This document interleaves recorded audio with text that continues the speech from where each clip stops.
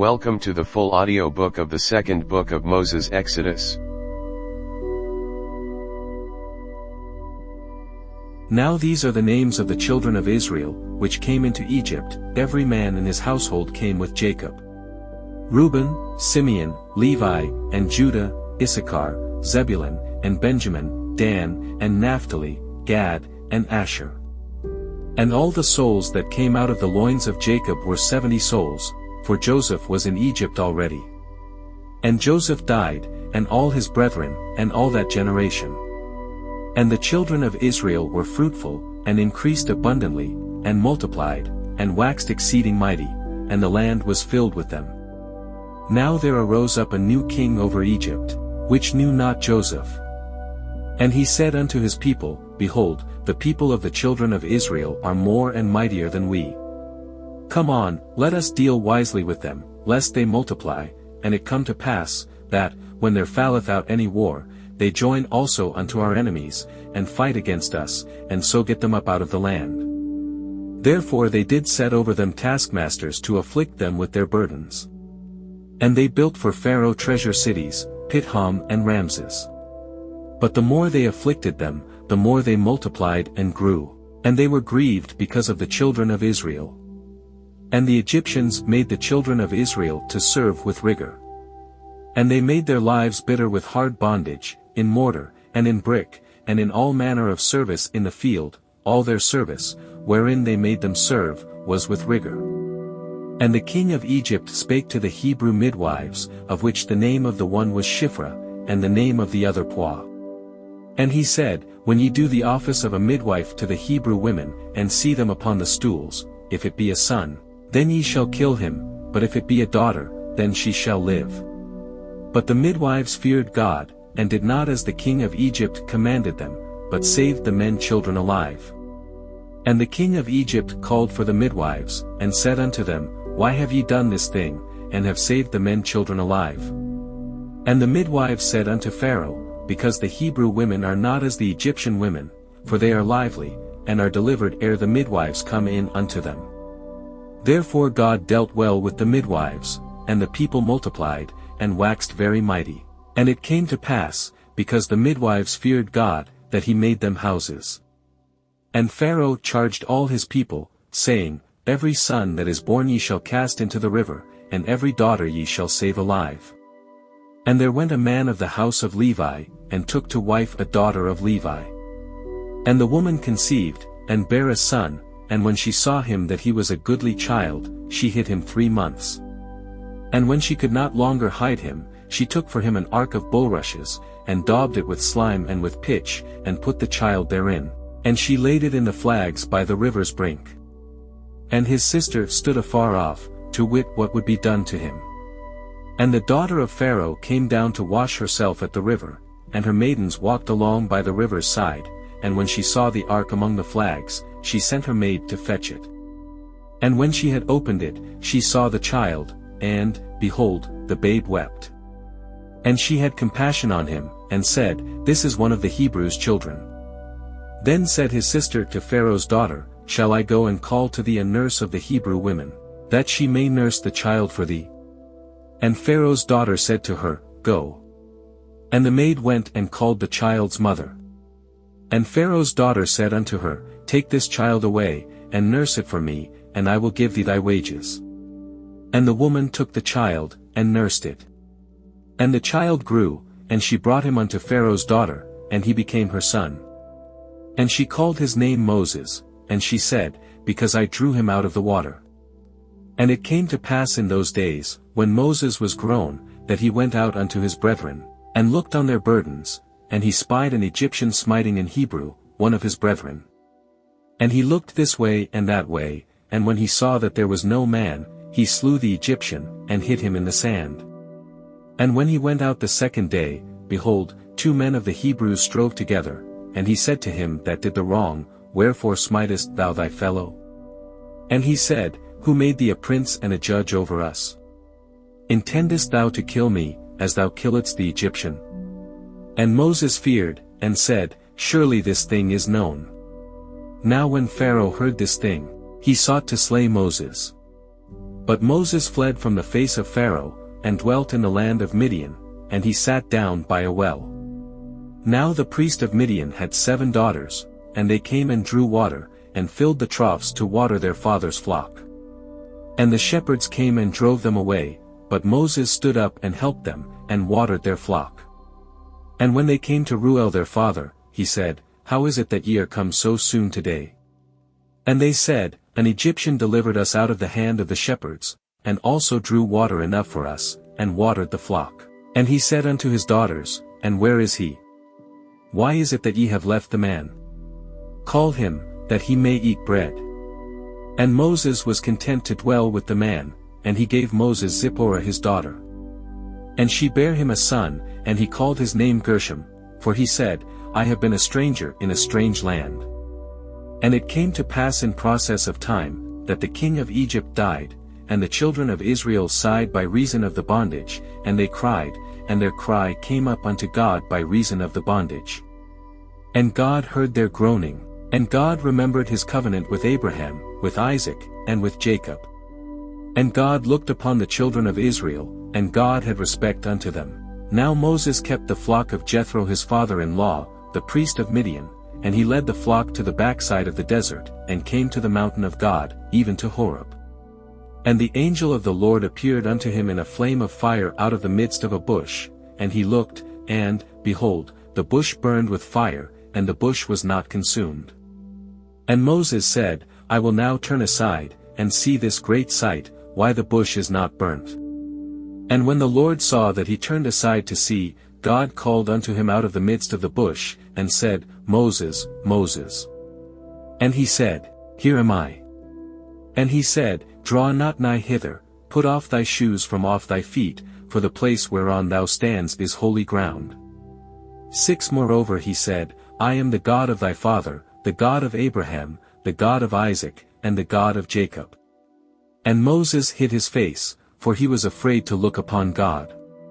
And the Lord said, I have surely seen the affliction of my people which are in Egypt, and have heard their cry by reason of their taskmasters, for I know their sorrows, and I am come down to deliver them out of the hand of the Egyptians, and to bring them up out of that land unto a good land and a large, unto a land flowing with milk and honey, unto the place of the Canaanites, and the Hittites, and the Amorites, and the Perizzites, and the Hivites, and the Jebusites. Now therefore, behold, the cry of the children of Israel is come unto me, and I have also seen the oppression wherewith the Egyptians oppress them. Come now therefore, and I will send thee unto Pharaoh, that thou mayest bring forth my people the children of Israel out of Egypt. And Moses said unto God, Who am I, that I should go unto Pharaoh, and that I should bring forth the children of Israel out of Egypt? And he said, Certainly I will be with thee, and this shall be a token unto thee, that I have sent thee, when thou hast brought forth the people out of Egypt, ye shall serve God upon this mountain. And Moses said unto God, Behold, when I come unto the children of Israel, and shall say unto them, The God of your fathers hath sent me unto you, and they shall say to me, What is his name? What shall I say unto them? And God said unto Moses, I am that I am, and he said, Thus shalt thou say unto the children of Israel, I am hath sent me unto you. And God said moreover unto Moses, Thus shalt thou say unto the children of Israel, The Lord God of your fathers, the God of Abraham, the God of Isaac, and the God of Jacob, hath sent me unto you. This is my name forever, and this is my memorial unto all generations. 16 Go, and gather the elders of Israel together, and say unto them, The Lord God of your fathers, the God of Abraham, of Isaac, and of Jacob, appeared unto me, saying, I have surely visited you, and seen that which is done to you in Egypt. And I have said, I will bring you up out of the affliction of Egypt unto the land of the Canaanites, and the Hittites, and the Amorites, and the Perizzites, and the Hivites, and the Jebusites, unto a land flowing with milk and honey. And they shall hearken to thy voice, and thou shalt come, thou and the elders of Israel, unto the king of Egypt, and ye shall say unto him, The Lord God of the Hebrews hath met with us, and now let us go, we beseech thee, 3 days' journey into the wilderness, that we may sacrifice to the Lord our God. And I am sure that the king of Egypt will not let you go, no, not by a mighty hand. And I will stretch out my hand, and smite Egypt with all my wonders which I will do in the midst thereof, and after that he will let you go. And I will give this people favor in the sight of the Egyptians, and it shall come to pass, that, when ye go, ye shall not go empty. But every woman shall borrow of her neighbor, and of her that sojourn in her house, jewels of silver, and jewels of gold, and raiment, and ye shall put them upon your sons, and upon your daughters, and ye shall spoil the Egyptians. And Moses answered and said, But, behold, they will not believe me, nor hearken unto my voice, for they will say, The Lord hath not appeared unto thee. And the Lord said unto him, What is that in thine hand? And he said, A rod. And he said, Cast it on the ground. And he cast it on the ground, and it became a serpent, and Moses fled from before it. And the Lord said unto Moses, Put forth thine hand, and take it by the tail. And he put forth his hand, and caught it, and it became a rod in his hand. That they may believe that the Lord God of their fathers, the God of Abraham, the God of Isaac, and the God of Jacob, hath appeared unto thee. And the Lord said furthermore unto him, Put now thine hand into thy bosom. And he put his hand into his bosom, and when he took it out, behold, his hand was leprous as snow. And he said, Put thine hand into thy bosom again. And he put his hand into his bosom again, and plucked it out of his bosom, and, behold, it was turned again as his other flesh. And it shall come to pass, if they will not believe thee, neither hearken to the voice of the first sign, that they will believe the voice of the latter sign. And it shall come to pass, if they will not believe also these two signs, neither hearken unto thy voice, that thou shalt take of the water of the river, and pour it upon the dry land, and the water which thou takest out of the river shall become blood upon the dry land. And Moses said unto the Lord, O my Lord, I am not eloquent, neither heretofore, nor since thou hast spoken unto thy servant, but I am slow of speech, and of a slow tongue.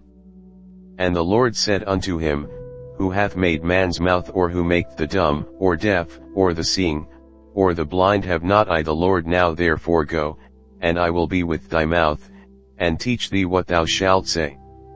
And he said, O my Lord, send, I pray thee, by the hand of him whom thou wilt send.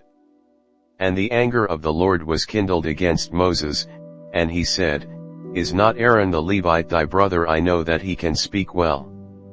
And also, behold, he cometh forth to meet thee, and when he seeth thee, he will be glad in his heart.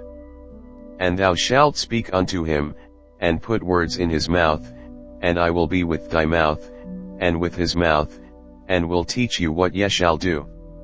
And he shall be thy spokesman unto the people, and he shall be, even he shall be to thee instead of a mouth, and thou shalt be to him instead of God. And thou shalt take this rod in thine hand, wherewith thou shalt do signs. And Moses went and returned to Jethro his father-in-law, and said unto him, Let me go, I pray thee, and return unto my brethren which are in Egypt, and see whether they be yet alive. And Jethro said to Moses, Go in peace. And the Lord said unto Moses in Midian, Go, return into Egypt, for all the men are dead which sought thy life. And Moses took his wife and his sons, and set them upon an ass, and he returned to the land of Egypt, and Moses took the rod of God in his hand. And the Lord said unto Moses, When thou goest to return into Egypt, see that thou do all those wonders before Pharaoh, which I have put in thine hand, but I will harden his heart, that he shall not let the people go. And thou shalt say unto Pharaoh, Thus saith the Lord, Israel is my son, even my firstborn. And I say unto thee, Let my son go, that he may serve me, and if thou refuse to let him go, behold, I will slay thy son, even thy firstborn. And it came to pass by the way in the inn, that the Lord met him, and sought to kill him. Then Zipporah took a sharp stone, and cut off the foreskin of her son, and cast it at his feet, and said, surely a bloody husband art thou to me. So he let him go. Then she said, a bloody husband thou art, because of the circumcision. And the Lord said to Aaron, go into the wilderness to meet Moses. And he went, and met him in the mount of God, and kissed him. And Moses told Aaron all the words of the Lord who had sent him, and all the signs which he had commanded him. And Moses and Aaron went and gathered together all the elders of the children of Israel. And Aaron spake all the words which the Lord had spoken unto Moses, and did the signs in the sight of the people. And the people believed, and when they heard that the Lord had visited the children of Israel, and that he had looked upon their affliction, then they bowed their heads and worshipped. And afterward Moses and Aaron went in, and told Pharaoh, thus said the Lord God of Israel, let my people go, that they may hold a feast unto me in the wilderness. And Pharaoh said, who is the Lord, that I should obey his voice to let Israel go? I know not the Lord, neither will I let Israel go. And they said, the God of the Hebrews hath met with us, let us go, we pray thee, 3 days' journey into the desert, and sacrifice unto the Lord our God, lest he fall upon us with pestilence, or with the sword. And the king of Egypt said unto them, wherefore do ye, Moses and Aaron, let the people from their works get you unto your burdens? And Pharaoh said, behold, the people of the land now are many, and ye make them rest from their burdens. And Pharaoh commanded the same day the taskmasters of the people, and their officers, saying, ye shall no more give the people straw to make brick, as heretofore, let them go and gather straw for themselves. And the tale of the bricks, which they did make heretofore, ye shall lay upon them, ye shall not diminish aught thereof, for they be idle, therefore they cry, saying, let us go and sacrifice to our God. Let their more work be laid upon the men, that they may labor therein, and let them not regard vain words. And the taskmasters of the people went out, and their officers, and they spoke to the people, saying, thus said Pharaoh, I will not give you straw. Go yet, get you straw where ye can find it, yet not aught of your work shall be diminished. So the people were scattered abroad throughout all the land of Egypt to gather stubble instead of straw. And the taskmasters haste them, saying, fulfill your works, your daily tasks, as when there was straw. And the officers of the children of Israel, which Pharaoh's taskmasters had set over them, were beaten, and demanded, wherefore have ye not fulfilled your task in making brick both yesterday and today, as heretofore? Then the officers of the children of Israel came and cried unto Pharaoh, saying, wherefore dealest thou thus with thy servants? There is no straw given unto thy servants, and they say to us, make brick, and, behold, thy servants are beaten, but the fault is in thine own people. But he said, ye are idle, therefore ye say, let us go and do sacrifice to the Lord. Go therefore now, and work, for there shall no straw be given you, yet shall ye deliver the tale of bricks. And the officers of the children of Israel did see that they were in evil case, after it was said, ye shall not minish aught from your bricks of your daily task. And they met Moses and Aaron, who stood in the way, as they came forth from Pharaoh. And they said unto them, the Lord look upon you, and judge, because ye have made our savor to be abhorred in the eyes of Pharaoh, and in the eyes of his servants, to put a sword in their hand to slay us. And Moses returned unto the Lord, and said, Lord, wherefore hast thou so evil entreated this people? Why is it that thou hast sent me? For since I came to Pharaoh to speak in thy name, he hath done evil to this people, neither hast thou delivered thy people at all. Then the Lord said unto Moses, now shalt thou see what I will do to Pharaoh, for with a strong hand shall he let them go, and with a strong hand shall he drive them out of his land. And God spoke unto Moses, and said unto him, I am the Lord. And I appeared unto Abraham, unto Isaac, and unto Jacob, by the name of God Almighty, but by my name Jehovah was I not known to them. And I have also established my covenant with them, to give them the land of Canaan, the land of their pilgrimage, wherein they were strangers. And I have also heard the groaning of the children of Israel, whom the Egyptians keep in bondage, and I have remembered my covenant. Wherefore say unto the children of Israel, I am the Lord, and I will bring you out from under the burdens of the Egyptians, and I will rid you out of their bondage, and I will redeem you with a stretched out arm, and with great judgments. And I will take you to me for a people, and I will be to you a God, and ye shall know that I am the Lord your God, which bringeth you out from under the burdens of the Egyptians.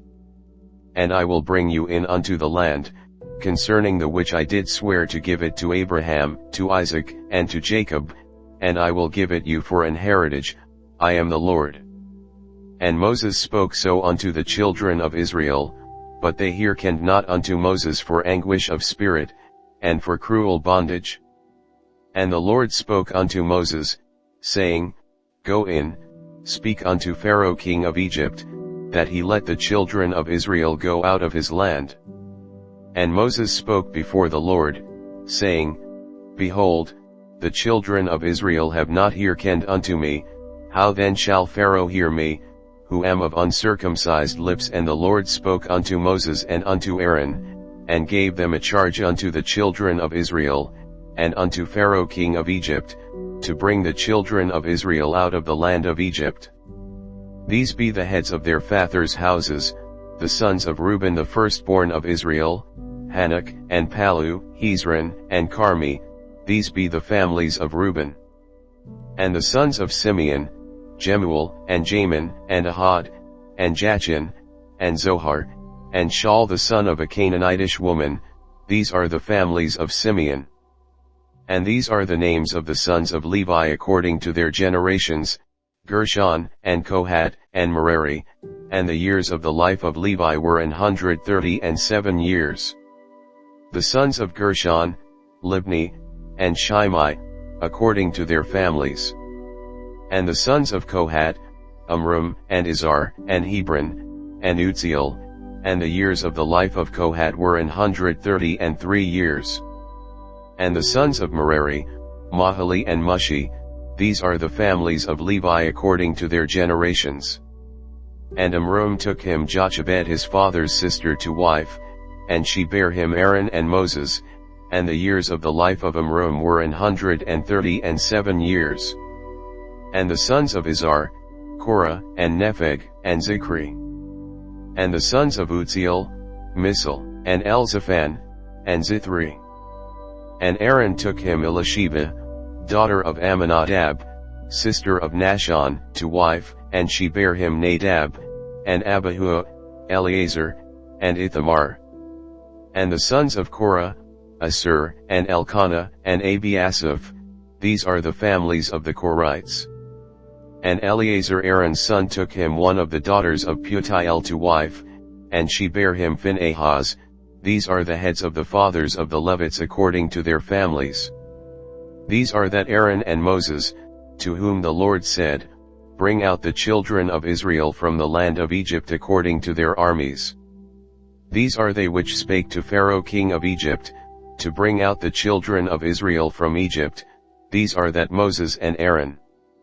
And it came to pass on the day when the Lord spake unto Moses in the land of Egypt, that the Lord spake unto Moses, saying, I am the Lord, speak thou unto Pharaoh king of Egypt all that I say unto thee.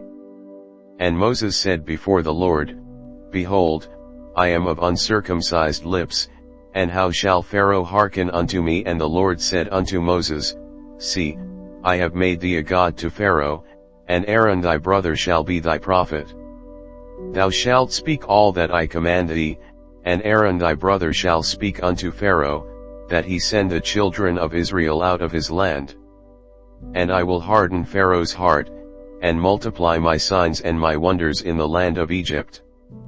But Pharaoh shall not hearken unto you, that I may lay my hand upon Egypt, and bring forth mine armies, and my people the children of Israel, out of the land of Egypt by great judgments. and the Egyptians shall know that I am the Lord, when I stretch forth mine hand upon Egypt, and bring out the children of Israel from among them. And Moses and Aaron did as the Lord commanded them, so did they. And Moses was 80 years old, and Aaron 83 years old, when they spake unto Pharaoh. And the Lord spake unto Moses and unto Aaron, saying, 9 When Pharaoh shall speak unto you, saying, Shew a miracle for you, then thou shalt say unto Aaron, Take thy rod, and cast it before Pharaoh, and it shall become a serpent. And Moses and Aaron went in unto Pharaoh, and they did so as the Lord had commanded, and Aaron cast down his rod before Pharaoh, and before his servants, and it became a serpent. Then Pharaoh also called the wise men and the sorcerers, now the magicians of Egypt, they also did in like manner with their enchantments. For they cast down every man his rod, and they became serpents, but Aaron's rod swallowed up their rods. And he hardened Pharaoh's heart, that he hearkened not unto them, as the Lord had said.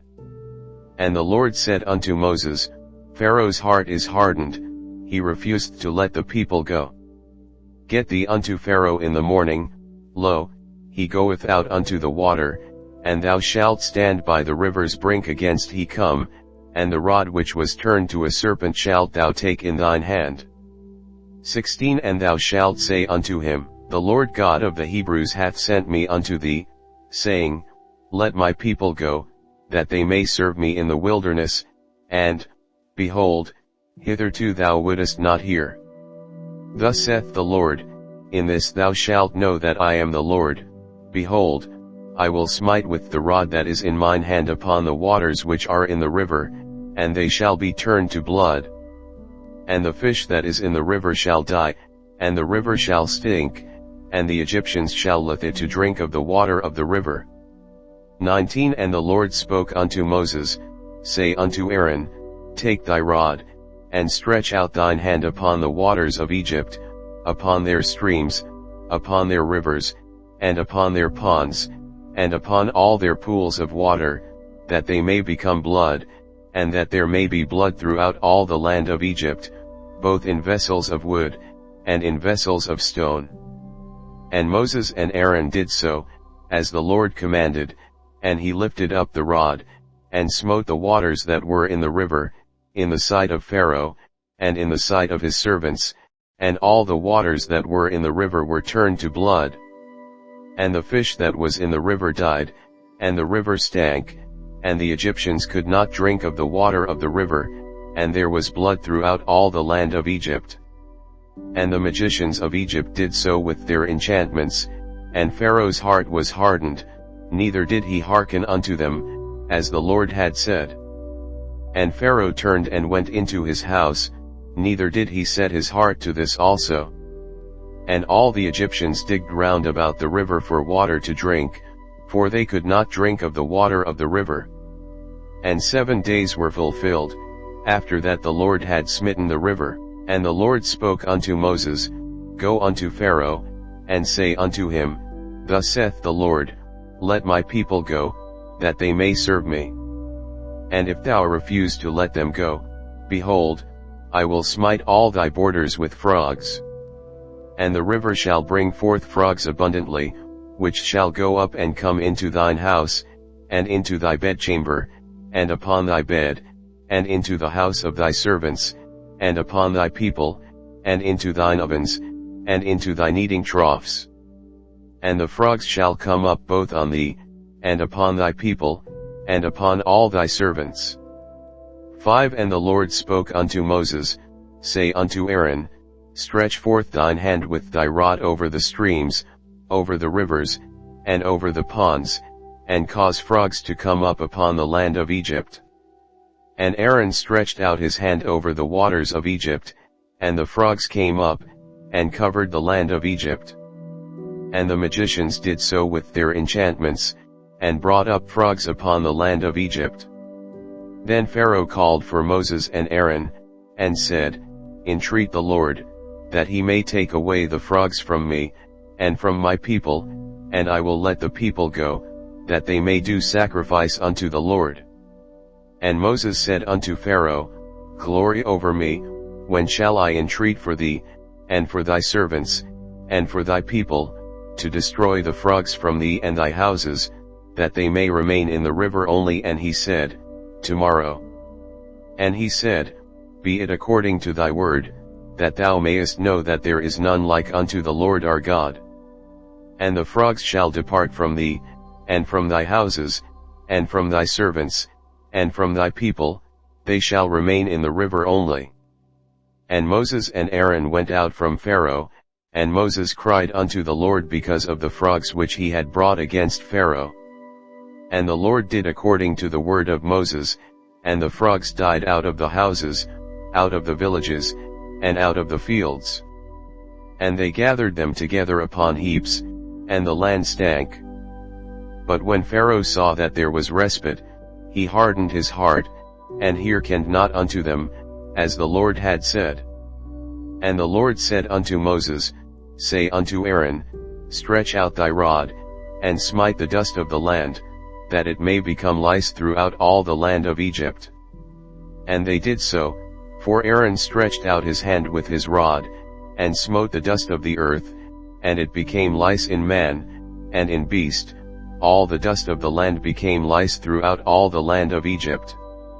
And the magicians did so with their enchantments to bring forth lice, but they could not, so there were lice upon man, and upon beast. Then the magicians said unto Pharaoh, This is the finger of God, and Pharaoh's heart was hardened, and he hearkened not unto them, as the Lord had said. And the Lord said unto Moses, Rise up early in the morning, and stand before Pharaoh. Lo, he cometh forth to the water, and say unto him, Thus saith the Lord, Let my people go, that they may serve me.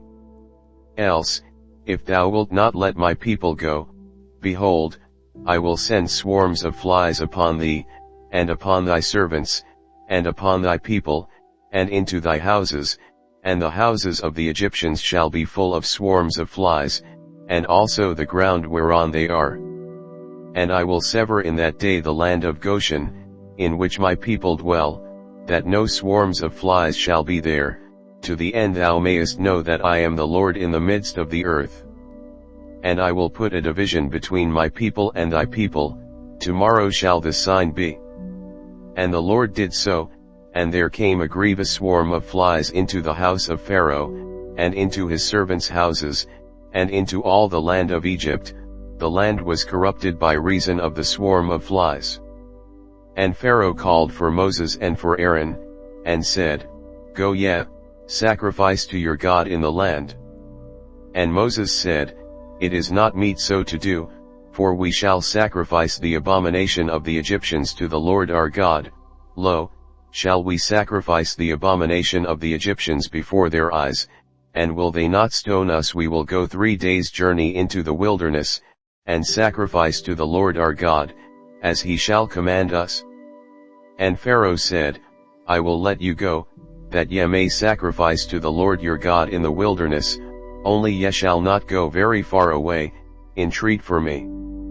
And Moses said, Behold, I go out from thee, and I will entreat the Lord that the swarms of flies may depart from Pharaoh, from his servants, and from his people, tomorrow, but let not Pharaoh deal deceitfully any more in not letting the people go to sacrifice to the Lord. And Moses went out from Pharaoh, and I entreated the Lord. And the Lord did according to the word of Moses, and he removed the swarms of flies from Pharaoh, from his servants, and from his people, there remained not one. And Pharaoh hardened his heart at this time also, neither would he let the people go. Then the Lord said unto Moses, Go in unto Pharaoh, and tell him, Thus saith the Lord God of the Hebrews, Let my people go, that they may serve me. For if thou refuse to let them go, and wilt hold them still, behold, the hand of the Lord is upon thy cattle which is in the field, upon the horses, upon the asses, upon the camels, upon the oxen, and upon the sheep, there shall be a very grievous murrain. And the Lord shall sever between the cattle of Israel and the cattle of Egypt, and there shall nothing die of all that is the children's of Israel. And the Lord appointed a set time, saying, Tomorrow the Lord shall do this thing in the land. And the Lord did that thing on the morrow, and all the cattle of Egypt died, but of the cattle of the children of Israel died not one. And Pharaoh sent, and, behold, there was not one of the cattle of the Israelites dead. And the heart of Pharaoh was hardened, and he did not let the people go. And the Lord said unto Moses and unto Aaron, Take to you handfuls of ashes of the furnace. And let Moses sprinkle it toward the heaven in the sight of Pharaoh. And it shall become small dust in all the land of Egypt, and shall be a boil breaking forth with blains upon man, and upon beast, throughout all the land of Egypt. And they took ashes of the furnace, and stood before Pharaoh, and Moses sprinkled it up toward heaven, and it became a boil breaking forth with blains upon man, and upon beast. And the magicians could not stand before Moses because of the boils, for the boil was upon the magicians, and upon all the Egyptians. And the Lord hardened the heart of Pharaoh, and he hearkened not unto them, as the Lord had spoken unto Moses. And the Lord said unto Moses, Rise up early in the morning, and stand before Pharaoh, and say unto him, Thus saith the Lord God of the Hebrews, Let my people go, that they may serve me. For I will at this time send all my plagues upon thine heart, and upon thy servants, and upon thy people, that thou mayest know that there is none like me in all the earth. For now I will stretch out my hand, that I may smite thee and thy people with pestilence, and thou shalt be cut off from the earth. And in very deed for this cause have I raised thee up, for to shew in thee my power, and that my name may be declared throughout all the earth. As yet exaltest thou thyself against my people, that thou wilt not let them go. Behold, tomorrow about this time I will cause it to rain a very grievous hail, such as hath not been in Egypt since the foundation thereof even until now. Send therefore now, and gather thy cattle, and all that thou hast in the field, for upon every man and beast which shall be found in the field, and shall not be brought home, the hail shall come down upon them, and they shall die. He that feared the word of the Lord among the servants of Pharaoh made his servants and his cattle flee into the houses. And he that regarded not the word of the Lord left his servants and his cattle in the field. And the Lord said unto Moses, Stretch forth thine hand toward heaven, that there may be hail in all the land of Egypt, upon man, and upon beast, and upon every herb of the field, throughout the land of Egypt. And Moses stretched forth his rod toward heaven, and the Lord sent thunder and hail, and the fire ran along upon the ground, and the Lord rained hail upon the land of Egypt. So there was hail, and fire mingled with the hail, very grievous, such as there was none like it in all the land of Egypt since it became a nation. And the hail smote throughout all the land of Egypt all that was in the field, both man and beast, and the hail smote every herb of the field, and brake every tree of the field. Only in the land of Goshen, where the children of Israel were, was there no hail. And Pharaoh sent, and called for Moses and Aaron, and said unto them, I have sinned this time, the Lord is righteous, and I and my people are wicked. Entreat the Lord, for it is enough that there be no more mighty thunderings and hail, and I will let you go, and ye shall stay no longer. And Moses said unto him, As soon as I am gone out of the city, I will spread abroad my hands unto the Lord, and the thunder shall cease, neither shall there be any more hail, that thou mayest know how that the earth is the Lord's. But as for thee and thy servants, I know that ye will not yet fear the Lord God. And the flax and the barley was smitten, for the barley was in the ear, and the flax was bold. But the wheat and the rye were not smitten, for they were not grown up. And Moses went out of the city from Pharaoh, and spread abroad his hands unto the Lord, and the thunders and hail ceased, and the rain was not poured upon the earth. And when Pharaoh saw that the rain and the hail and the thunders were ceased, he sinned yet more, and hardened his heart, he and his servants. And the heart of Pharaoh was hardened, neither would he let the children of Israel go, as the Lord had spoken by. And the Lord said unto Moses, Go in unto Pharaoh, for I have hardened his heart, and the heart of his servants, that I might shew these my signs before him. And that thou mayest tell in the ears of thy son, and of thy son's son, what things I have wrought in Egypt, and my signs which I have done among them, that ye may know how that I am the Lord. And Moses and Aaron came in unto Pharaoh, and said unto him, Thus saith the Lord God of the Hebrews, How long wilt thou refuse to humble thyself before me? Let my people go, that they may serve me. Else, if thou refuse to let my people go, behold, tomorrow will I bring the locusts into thy coast. And they shall cover the face of the earth, that one cannot be able to see the earth, and they shall eat the residue of that which is escaped, which remaineth unto you from the hail, and shall eat every tree which groweth for you out of the field. And they shall fill thy houses, and the houses of all thy servants, and the houses of all the Egyptians, which neither thy fathers, nor thy fathers' fathers have seen, since the day that they were upon the earth unto this day. And he turned himself, and went out from Pharaoh. And Pharaoh's servants said unto him, How long shall this man be a snare unto us? Let the men go, that they may serve the Lord their God. Knowest thou not yet that Egypt is destroyed? And Moses and Aaron were brought again unto Pharaoh, and he said unto them, Go, serve the Lord your God. But who are they that shall go? And Moses said, We will go with our young and with our old, with our sons and with our daughters, with our flocks and with our herds will we go, for we must hold a feast unto the Lord. And he said unto them, Let the Lord be so with you, as I will let you go, and your little ones, look to it, for evil is before you. Not so, go now ye that are men, and serve the Lord, for that ye did desire. And they were driven out from Pharaoh's presence.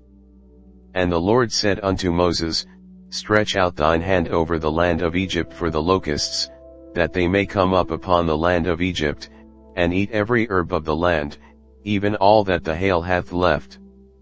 And Moses stretched forth his rod over the land of Egypt, and the Lord brought an east wind upon the land all that day, and all that night, and when it was morning, the east wind brought the locusts. And the locusts went up over all the land of Egypt, and rested in all the coasts of Egypt. Very grievous were they, before them there were no such locusts as they, neither after them shall be such. For they covered the face of the whole earth, so that the land was darkened, and they did eat every herb of the land, and all the fruit of the trees which the hail had left, and there remained not any green thing in the trees, or in the herbs of the field, through all the land of Egypt. Then Pharaoh called for Moses and Aaron in haste, and he said, I have sinned against the Lord your God, and against you. Now therefore forgive, I pray thee, my sin only this once, and entreat the Lord your God, that he may take away from me this death only. And he went out from Pharaoh, and entreated the Lord. And the Lord turned a mighty strong west wind, which took away the locusts, and cast them into the Red Sea. There remained not one locust in all the coasts of Egypt. But the Lord hardened Pharaoh's heart, so that he would not let the children of Israel go. And the Lord said unto Moses, Stretch out thine hand toward heaven, that there may be darkness over the land of Egypt, even darkness which may be felt. And Moses stretched forth his hand toward heaven, and there was a thick darkness in all the land of Egypt 3 days. They saw not one another, neither rose any from his place for 3 days, but all the children of Israel had light in their dwellings. And Pharaoh called unto Moses, and said, Go ye, serve the Lord, only let your flocks and your herds be stayed, let your little ones also go with you. And Moses said, Thou must give us also sacrifices and burnt offerings, that we may sacrifice unto the Lord our God. Our cattle also shall go with us, there shall not an hoof be left behind, for thereof must we take to serve the Lord our God, and we know not with what we must serve the Lord, until we come thither. But the Lord hardened Pharaoh's heart, and he would not let them go. And Pharaoh said unto him, Get thee from me, take heed to thyself, see my face no more, for in that day thou seest my face thou shalt die. And Moses said, Thou hast spoken well, I will see thy face again no more. And the Lord said unto Moses, Yet will I bring one plague more upon Pharaoh, and upon Egypt, afterwards he will let you go hence, when he shall let you go, he shall surely thrust you out hence altogether. Speak now in the ears of the people, and let every man borrow of his neighbor, and every woman of her neighbor, jewels of silver, and jewels of gold. And the Lord gave the people favor in the sight of the Egyptians. Moreover the man Moses was very great in the land of Egypt, in the sight of Pharaoh's servants, and in the sight of the people. And Moses said, Thus saith the Lord, About midnight will I go out into the midst of Egypt.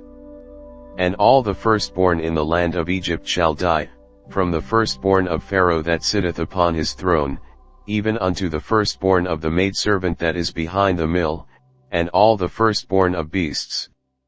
And there shall be a great cry throughout all the land of Egypt, such as there was none like it, nor shall be like it any more. But against any of the children of Israel shall not a dog move his tongue, against man, or beast, that ye may know how that the Lord doth put a difference between the Egyptians and Israel. And all these thy servants shall come down unto me, and bow down themselves unto me, saying, Get thee out.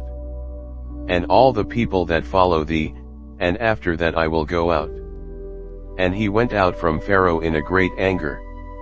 And the Lord said unto Moses, Pharaoh shall not hearken unto you, that my wonders may be multiplied in the land of Egypt. And Moses and Aaron did all these wonders before Pharaoh, and the Lord hardened Pharaoh's heart, so that he would not let the children of Israel go out of his land. And the Lord spake unto Moses and Aaron in the land of Egypt, saying, This month shall be unto you the beginning of months, it shall be the first month of the year to you. Speak ye unto all the congregation of Israel, saying, In the 10th day of this month they shall take to them every man a lamb, according to the house of their fathers, a lamb for an house. And if the household be too little for the lamb, let him and his neighbor next unto his house take it according to the number of the souls, every man according to his eating shall make your count for the lamb. Your lamb shall be without blemish, a male of the first year, ye shall take it out from the sheep, or from the goats. And ye shall keep it up until the 14th day of the same month, and the whole assembly of the congregation of Israel shall kill it in the evening. And they shall take of the blood, and strike it on the two side posts and on the upper door post of the houses, wherein they shall eat it. And they shall eat the flesh in that night, roast with fire, and unleavened bread, and with bitter herbs they shall eat it. Eat not of it raw, nor sodden at all with water, but roast with fire, his head with his legs, and with the purtenance thereof. And ye shall let nothing of it remain until the morning, and that which remaineth of it until the morning ye shall burn with fire. And thus shall ye eat it, with your loins girded, your shoes on your feet, and your staff in your hand, and ye shall eat it in haste, it is the Lord's Passover. For I will pass through the land of Egypt this night, and will smite all the firstborn in the land of Egypt, both man and beast, and against all the gods of Egypt I will execute judgment, I am the Lord. And the blood shall be to you for a token upon the houses where ye are, and when I see the blood, I will pass over you, and the plague shall not be upon you to destroy you, when I smite the land of Egypt. And this day shall be unto you for a memorial, and ye shall keep it a feast to the Lord throughout your generations, ye shall keep it a feast by an ordinance forever. 7 days shall ye eat unleavened bread, even the first day ye shall put away leaven out of your houses, for whosoever eateth leavened bread from the first day until the 7th day, that soul shall be cut off from Israel. And in the first day there shall be an holy convocation, and in the 7th day there shall be an holy convocation to you, no manner of work shall be done in them, save that which every man must eat. That only may be done of you.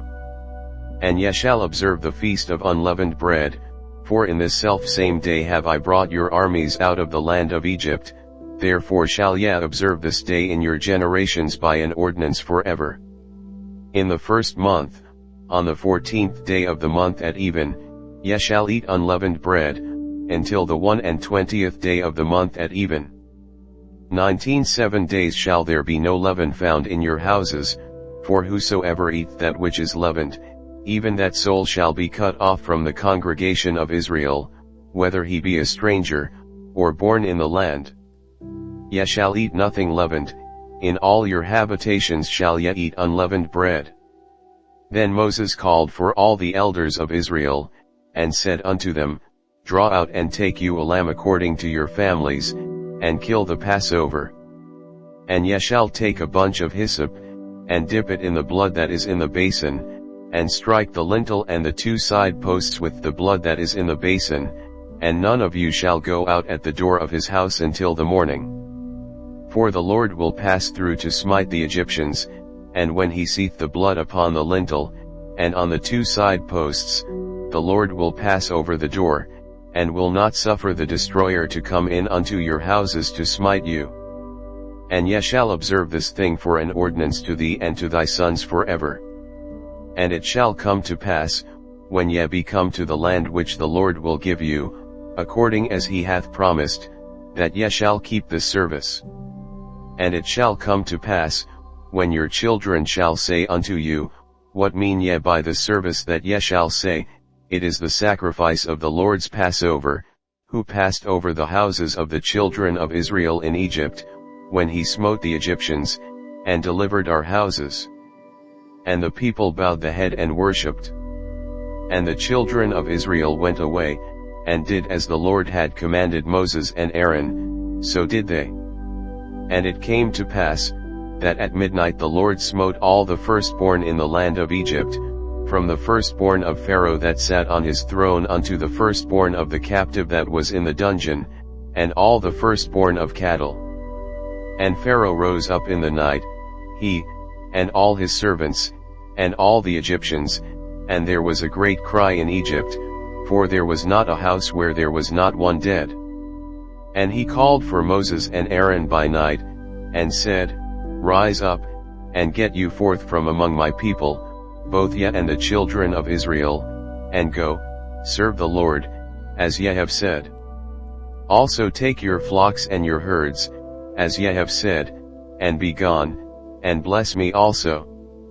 And the Egyptians were urgent upon the people, that they might send them out of the land in haste, for they said, We be all dead men. And the people took their dough before it was leavened, their kneading troughs being bound up in their clothes upon their shoulders. And the children of Israel did according to the word of Moses, and they borrowed of the Egyptians jewels of silver, and jewels of gold, and raiment. And the Lord gave the people favor in the sight of the Egyptians, so that they lent unto them such things as they required. And they spoiled the Egyptians. And the children of Israel journeyed from Ramses to Sukkah, about 600,000 on foot that were men, beside children. And a mixed multitude went up also with them, and flocks, and herds, even very much cattle. And they baked unleavened cakes of the dough which they brought forth out of Egypt, for it was not leavened, because they were thrust out of Egypt, and could not tarry, neither had they prepared for themselves any victual. Now the sojourning of the children of Israel, who dwelt in Egypt, was 430 years. And it came to pass at the end of the 430 years, even the selfsame day it came to pass, that all the hosts of the Lord went out from the land of Egypt. It is a night to be much observed unto the Lord for bringing them out from the land of Egypt, This is that night of the Lord to be observed of all the children of Israel in their generations. And the Lord said unto Moses and Aaron, This is the ordinance of the Passover, there shall no stranger eat thereof. But every man's servant that is bought for money, when thou hast circumcised him, then shall he eat thereof. A foreigner and an hired servant shall not eat thereof. In one house shall it be eaten, thou shalt not carry forth aught of the flesh abroad out of the house, neither shall ye break a bone thereof. All the congregation of Israel shall keep it. And when a stranger shall sojourn with thee, and will keep the Passover to the Lord, let all his males be circumcised, and then let him come near and keep it, and he shall be as one that is born in the land, for no uncircumcised person shall eat thereof. One law shall be to him that is homeborn, and unto the stranger that sojourneth among you. Thus did all the children of Israel, as the Lord commanded Moses and Aaron, so did they. And it came to pass the selfsame day, that the Lord did bring the children of Israel out of the land of Egypt by their armies. And the Lord spake unto Moses, saying, Sanctify unto me all the firstborn, whatsoever openeth the womb among the children of Israel, both of man and of beast, it is mine. And Moses said unto the people, Remember this day, in which ye came out from Egypt, out of the house of bondage, for by strength of hand the Lord brought you out from this place, there shall no leavened bread be eaten. This day came ye out in the month Aviv. And it shall be when the Lord shall bring thee into the land of the Canaanites, and the Hittites, and the Amorites, and the Hivites, and the Jebusites, which he sware unto thy fathers to give thee, a land flowing with milk and honey, that thou shalt keep this service in this month. 7 days thou shalt eat unleavened bread, and in the 7th day shall be a feast to the Lord. Unleavened bread shall be eaten 7 days, and there shall no leavened bread be seen with thee, neither shall there be leaven seen with thee in all thy quarters. And thou shalt shew thy son in that day, saying, This is done because of that which the Lord did unto me when I came forth out of Egypt. And it shall be for a sign unto thee upon thine hand, and for a memorial between thine eyes, that the Lord's law may be in thy mouth, for with a strong hand hath the Lord brought thee out of Egypt. Thou shalt therefore keep this ordinance in his season from year to year. And it shall be when the Lord shall bring thee into the land of the Canaanites, as he sware unto thee and to thy fathers, and shall give it thee, that thou shalt set apart unto the Lord all that openeth the matrix, and every firstling that cometh of a beast which thou hast, the males shall be the Lord's. And every firstling of an ass thou shalt redeem with a lamb, and if thou wilt not redeem it, then thou shalt break his neck, and all the firstborn of man among thy children shalt thou redeem.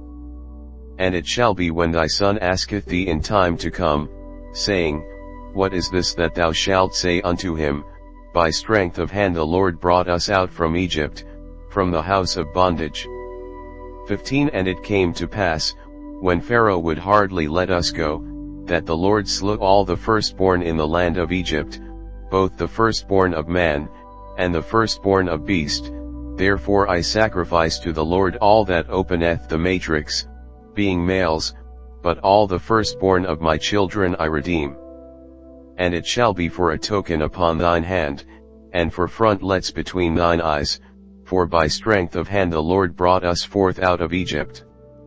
And it came to pass, when Pharaoh had let the people go, that God led them not through the way of the land of the Philistines, although that was near, for God said, Lest peradventure the people repent when they see war, and they return to Egypt. But God led the people about, through the way of the wilderness of the Red Sea, and the children of Israel went up harnessed out of the land of Egypt. And Moses took the bones of Joseph with him, for he had straitly sworn the children of Israel, saying, God will surely visit you, and ye shall carry up my bones away hence with you. And they took their journey from Sukkah, and encamped in Etham, in the edge of the wilderness. And the Lord went before them by day in a pillar of a cloud, to lead them the way, and by night in a pillar of fire, to give them light, to go by day and night.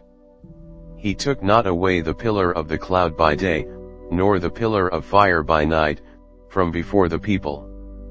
And the Lord spake unto Moses, saying, Speak unto the children of Israel, that they turn and encamp before Pihahiroth, between Migdol and the sea, over against Baal-zephon, before it shall yet encamp by the sea. For Pharaoh will say of the children of Israel, They are entangled in the land, the wilderness hath shut them in. And I will harden Pharaoh's heart, that he shall follow after them, and I will be honored upon Pharaoh, and upon all his host, that the Egyptians may know that I am the Lord. And they did so. And it was told the king of Egypt that the people fled, and the heart of Pharaoh and of his servants was turned against the people, and they said, Why have we done this, that we have let Israel go from serving us? And he made ready his chariot, and took his people with him. And he took 600 chosen chariots, and all the chariots of Egypt, and captains over every one of them. And the Lord hardened the heart of Pharaoh king of Egypt, and he pursued after the children of Israel, and the children of Israel went out with an high hand. But the Egyptians pursued after them, all the horses and chariots of Pharaoh, and his horsemen, and his army, and overtook them encamping by the sea, beside Pihahiroth, before Baal-zephon. And when Pharaoh drew nigh, the children of Israel lifted up their eyes, and, behold, the Egyptians marched after them, and they were sore afraid, and the children of Israel cried out unto the Lord. And they said unto Moses, Because there were no graves in Egypt, hast thou taken us away to die in the wilderness? Wherefore hast thou dealt thus with us, to carry us forth out of Egypt? Is not this the word that we did tell thee in Egypt, saying, Let us alone, that we may serve the Egyptians? For it had been better for us to serve the Egyptians, than that we should die in the wilderness. And Moses said unto the people, Fear ye not, stand still, and see the salvation of the Lord, which he will shew to you today. For the Egyptians whom ye have seen today, ye shall see them again no more forever. The Lord shall fight for you, and ye shall hold your peace. And the Lord said unto Moses, Wherefore criest thou unto me? Speak unto the children of Israel, that they go forward. But lift thou up thy rod, and stretch out thine hand over the sea, and divide it, and the children of Israel shall go on dry ground through the midst of the sea. And I, behold, I will harden the hearts of the Egyptians, and they shall follow them, and I will get me honor upon Pharaoh, and upon all his host, upon his chariots, and upon his horsemen. And the Egyptians shall know that I am the Lord, when I have gotten me honor upon Pharaoh, upon his chariots, and upon his horsemen. And the angel of God, which went before the camp of Israel, removed and went behind them, and the pillar of the cloud went from before their face, and stood behind them. And it came between the camp of the Egyptians and the camp of Israel, and it was a cloud and darkness to them, but it gave light by night to these, so that the one came not near the other all the night. And Moses stretched out his hand over the sea, and the Lord caused the sea to go back by a strong east wind all that night, and made the sea dry land, and the waters were divided. And the children of Israel went into the midst of the sea upon the dry ground, and the waters were a wall unto them on their right hand, and on their left. And the Egyptians pursued, and went in after them to the midst of the sea, even all Pharaoh's horses, his chariots, and his horsemen.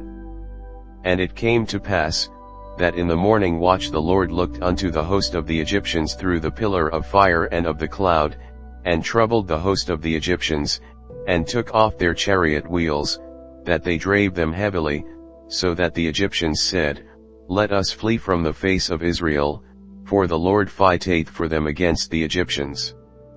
And the Lord said unto Moses, Stretch out thine hand over the sea, that the waters may come again upon the Egyptians, upon their chariots, and upon their horsemen. And Moses stretched forth his hand over the sea, and the sea returned to his strength when the morning appeared, and the Egyptians fled against it, and the Lord overthrew the Egyptians in the midst of the sea. And the waters returned, and covered the chariots, and the horsemen, and all the host of Pharaoh that came into the sea after them, there remained not so much as one of them. But the children of Israel walked upon dry land in the midst of the sea, and the waters were a wall unto them on their right hand, and on their left. Thus the Lord saved Israel that day out of the hand of the Egyptians, and Israel saw the Egyptians dead upon the seashore. And Israel saw that great work which the Lord did upon the Egyptians, and the people feared the Lord, and believed the Lord, and his servant Moses. Then sang Moses and the children of Israel this song unto the Lord, and spake, saying, I will sing unto the Lord, for he hath triumphed gloriously, the horse and his rider hath he thrown into the sea. The Lord is my strength and song, and he is become my salvation, he is my God, and I will prepare him an habitation, my father's God, and I will exalt him. The Lord is a man of war, the Lord is his name. Pharaoh's chariots and his host hath he cast into the sea, his chosen captains also are drowned in the Red Sea. The depths have covered them, they sank into the bottom as a stone. Thy right hand, O Lord, is become glorious in power, thy right hand, O Lord, hath dashed in pieces the enemy. And in the greatness of thine excellency thou hast overthrown them that rose up against thee, thou sentest forth thy wrath, which consumed them as stubble.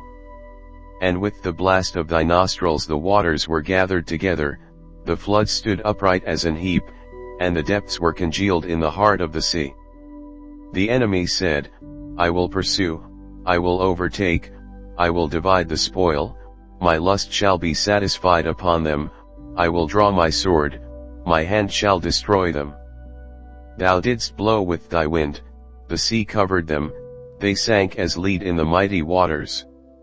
Who is like unto thee, O Lord, among the gods? Who is like thee, glorious in holiness, fearful in praises, doing wonders? Thou stretchedst out thy right hand, the earth swallowed them.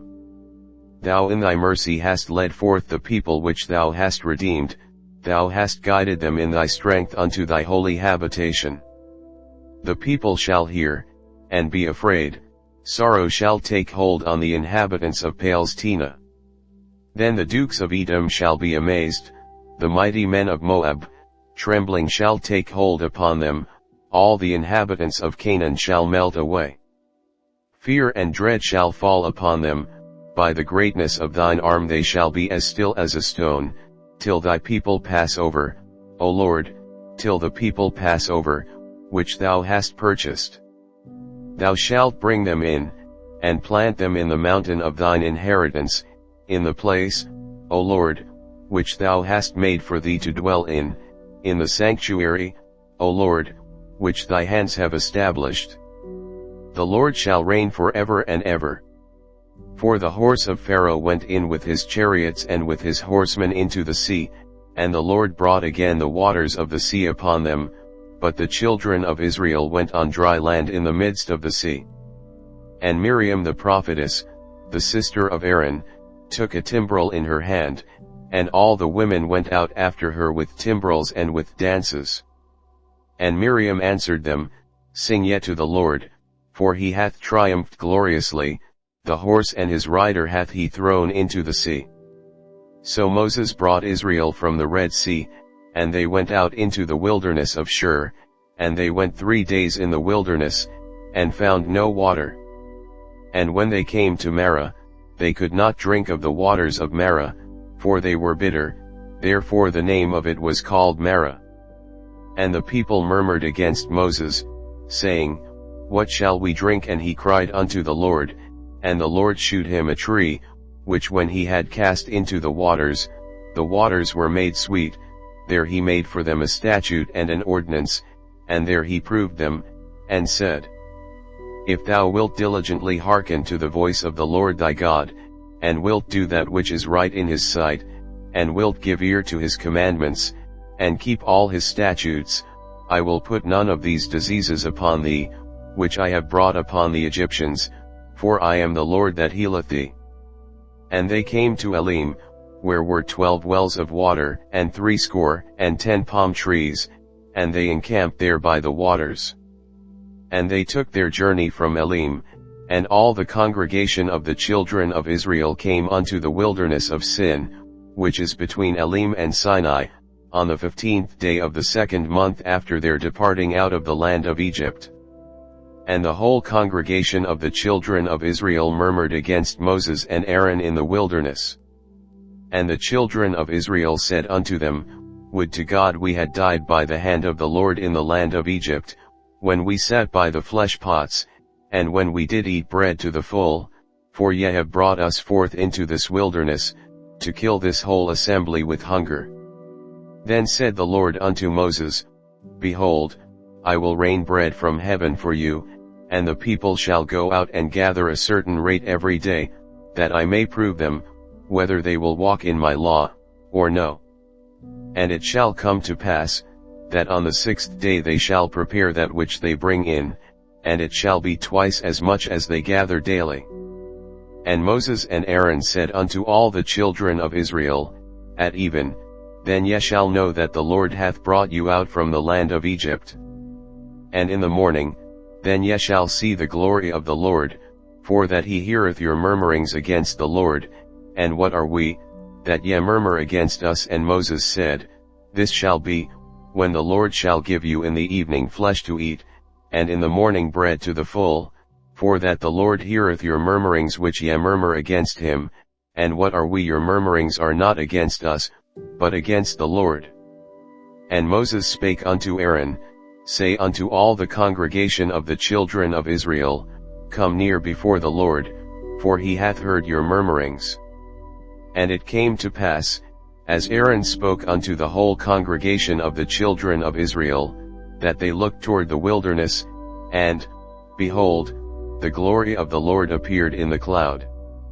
And the Lord spoke unto Moses, saying, I have heard the murmurings of the children of Israel. Speak unto them, saying, At even ye shall eat flesh, and in the morning ye shall be filled with bread, and ye shall know that I am the Lord your God. And it came to pass, that at even the quails came up, and covered the camp, and in the morning the dew lay round about the host. And when the dew that lay was gone up, behold, upon the face of the wilderness there lay a small round thing, as small as the hoarfrost on the ground. And when the children of Israel saw it, they said one to another, It is manna, for they wist not what it was. And Moses said unto them, This is the bread which the Lord hath given you to eat. This is the thing which the Lord hath commanded, gather of it every man according to his eating, an omer for every man, according to the number of your persons, take ye every man for them which are in his tents. And the children of Israel did so, and gathered, some more, some less. And when they did meet it with an omer, he that gathered much had nothing over, and he that gathered little had no lack. They gathered every man according to his eating. And Moses said, Let no man leave of it till the morning. Notwithstanding they hearkened not unto Moses, but some of them left of it until the morning, and it bred worms, and stank, and Moses was wroth with them. And they gathered it every morning, every man according to his eating, and when the sun waxed hot, it melted. And it came to pass, that on the 6th day they gathered twice as much bread, 2 omers for one man, and all the rulers of the congregation came and told Moses. And he said unto them, This is that which the Lord hath said, Tomorrow is the rest of the holy Sabbath unto the Lord. Bake that which ye will bake today, and seethe that ye will seethe, and that which remaineth over lay up for you to be kept until the morning. And they laid it up till the morning, as Moses bade, and it did not stink, neither was there any worm therein. And Moses said, Eat that today, for today is a Sabbath unto the Lord, today ye shall not find it in the field. 6 days ye shall gather it, but on the 7th day, which is the Sabbath, in it there shall be none. And it came to pass, that there went out some of the people on the 7th day for to gather, and they found none. And the Lord said unto Moses, How long refuse ye to keep my commandments and my laws? See, for that the Lord hath given you the Sabbath, therefore he giveth you on the 6th day the bread of 2 days, abide ye every man in his place, let no man go out of his place on the 7th day. So the people rested on the 7th day. And the house of Israel called the name thereof manna, and it was like coriander seed, white, and the taste of it was like wafers made with honey. And Moses said, This is the thing which the Lord commandeth, fill an omer of it to be kept for your generations, that they may see the bread wherewith I have fed you in the wilderness, when I brought you forth from the land of Egypt. And Moses said unto Aaron, Take a pot, and put an omer full of manna therein, and lay it up before the Lord, to be kept for your generations. As the Lord commanded Moses, so Aaron laid it up before the testimony, to be kept. And the children of Israel did eat manna 40 years, until they came to a land inhabited, they did eat manna, until they came unto the borders of the land of Canaan. Now an omer is the 10th part of an ephah. And all the congregation of the children of Israel journeyed from the wilderness of Sin, after their journeys, according to the commandment of the Lord, and pitched in Rephidim, and there was no water for the people to drink. Wherefore the people did chide with Moses, and said, Give us water that we may drink. And Moses said unto them, Why chide ye with me? Wherefore do ye tempt the Lord? And the people thirst there for water. And the people murmured against Moses, and said, Wherefore is this that thou hast brought us up out of Egypt, to kill us and our children and our cattle with thirst? And Moses cried unto the Lord, saying, What shall I do unto this people? They be almost ready to stone me. And the Lord said unto Moses, Go on before the people, and take with thee of the elders of Israel, and thy rod, wherewith thou smotest the river, take in thine hand, and go. Behold, I will stand before thee there upon the rock in Horeb, and thou shalt smite the rock, and there shall come water out of it, that the people may drink. And Moses did so in the sight of the elders of Israel. And he called the name of the place Massah, and Meribah, because of the chiding of the children of Israel, and because they tempted the Lord, saying, Is the Lord among us, or not? Then came Amalek, and fought with Israel in Rephidim.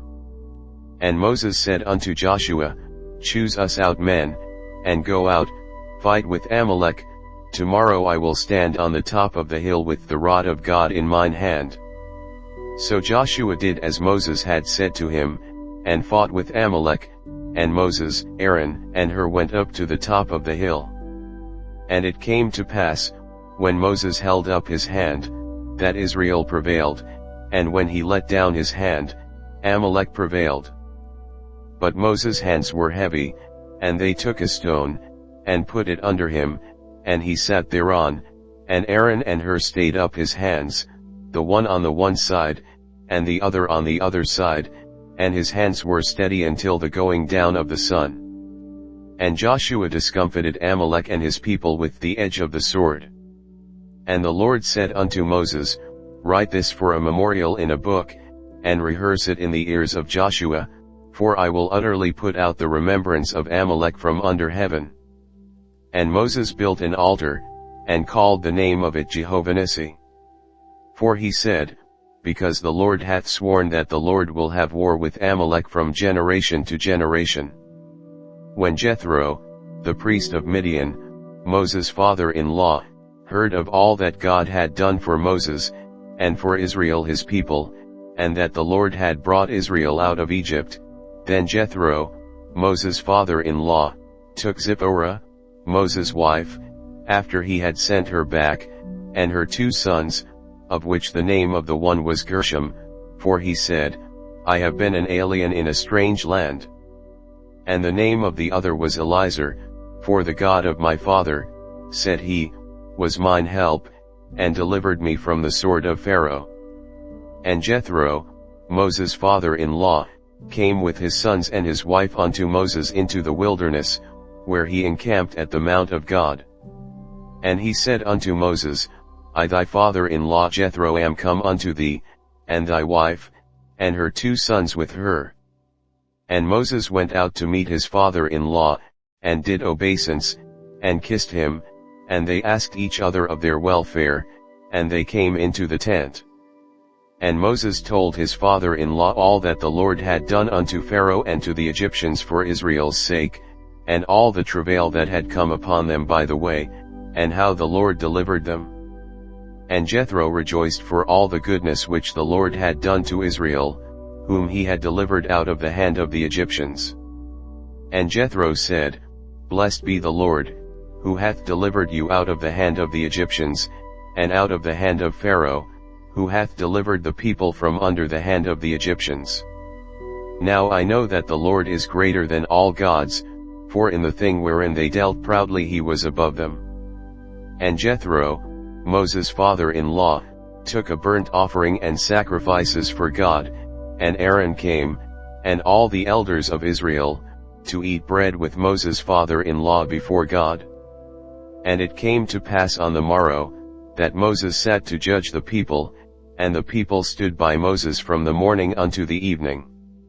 And when Moses' father-in-law saw all that he did to the people, he said, What is this thing that thou doest to the people? Why sittest thou thyself alone, and all the people stand by thee from morning unto even? And Moses said unto his father-in-law, Because the people come unto me to inquire of God.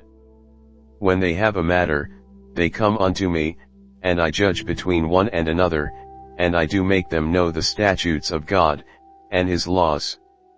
And Moses' father-in-law said unto him, The thing that thou doest is not good.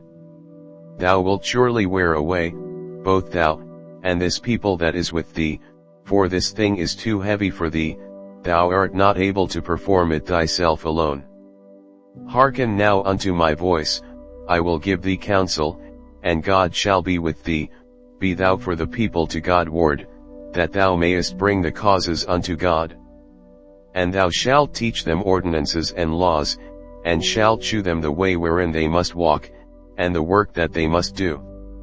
Moreover thou shalt provide out of all the people able men, such as fear God, men of truth, hating covetousness, and place such over them, to be rulers of thousands, and rulers of hundreds, rulers of 50s, and rulers of 10s. And let them judge the people at all seasons, and it shall be, that every great matter they shall bring unto thee, but every small matter they shall judge, so shall it be easier for thyself, and they shall bear the burden with thee.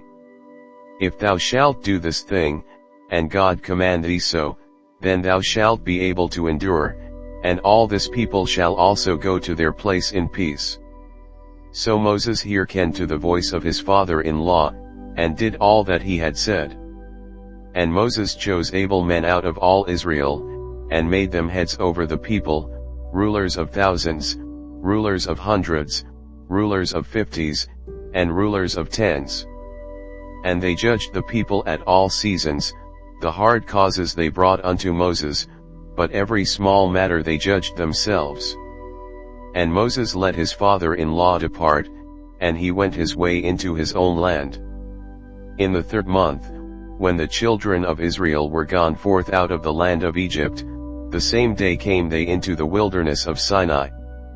For they were departed from Rephidim, and were come to the desert of Sinai, and had pitched in the wilderness, and there Israel camped before the mount.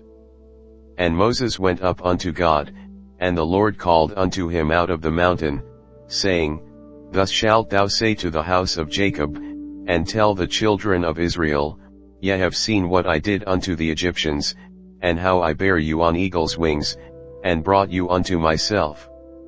Now therefore, if ye will obey my voice indeed, and keep my covenant, then ye shall be a peculiar treasure unto me above all people, for all the earth is mine.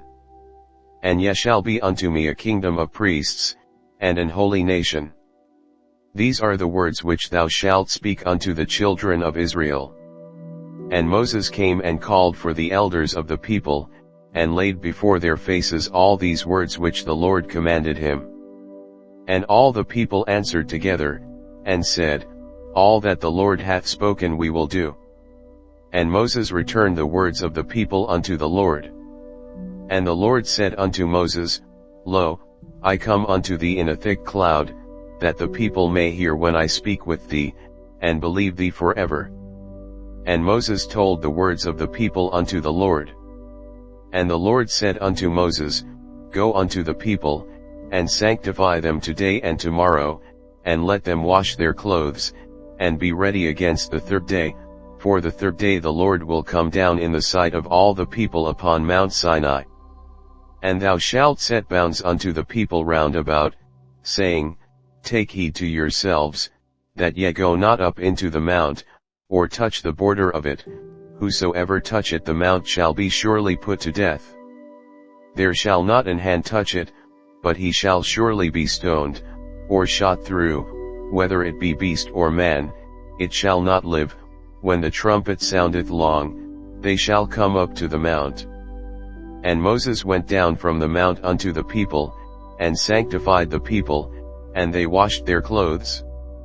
And he said unto the people, Be ready against the third day, come not at your wives. And it came to pass on the third day in the morning, that there were thunders and lightnings, and a thick cloud upon the mount, and the voice of the trumpet exceeding loud, so that all the people that was in the camp trembled. And Moses brought forth the people out of the camp to meet with God. And they stood at the nether part of the mount. And Mount Sinai was altogether on a smoke, because the Lord descended upon it in fire, and the smoke thereof ascended as the smoke of a furnace, and the whole mount quaked greatly.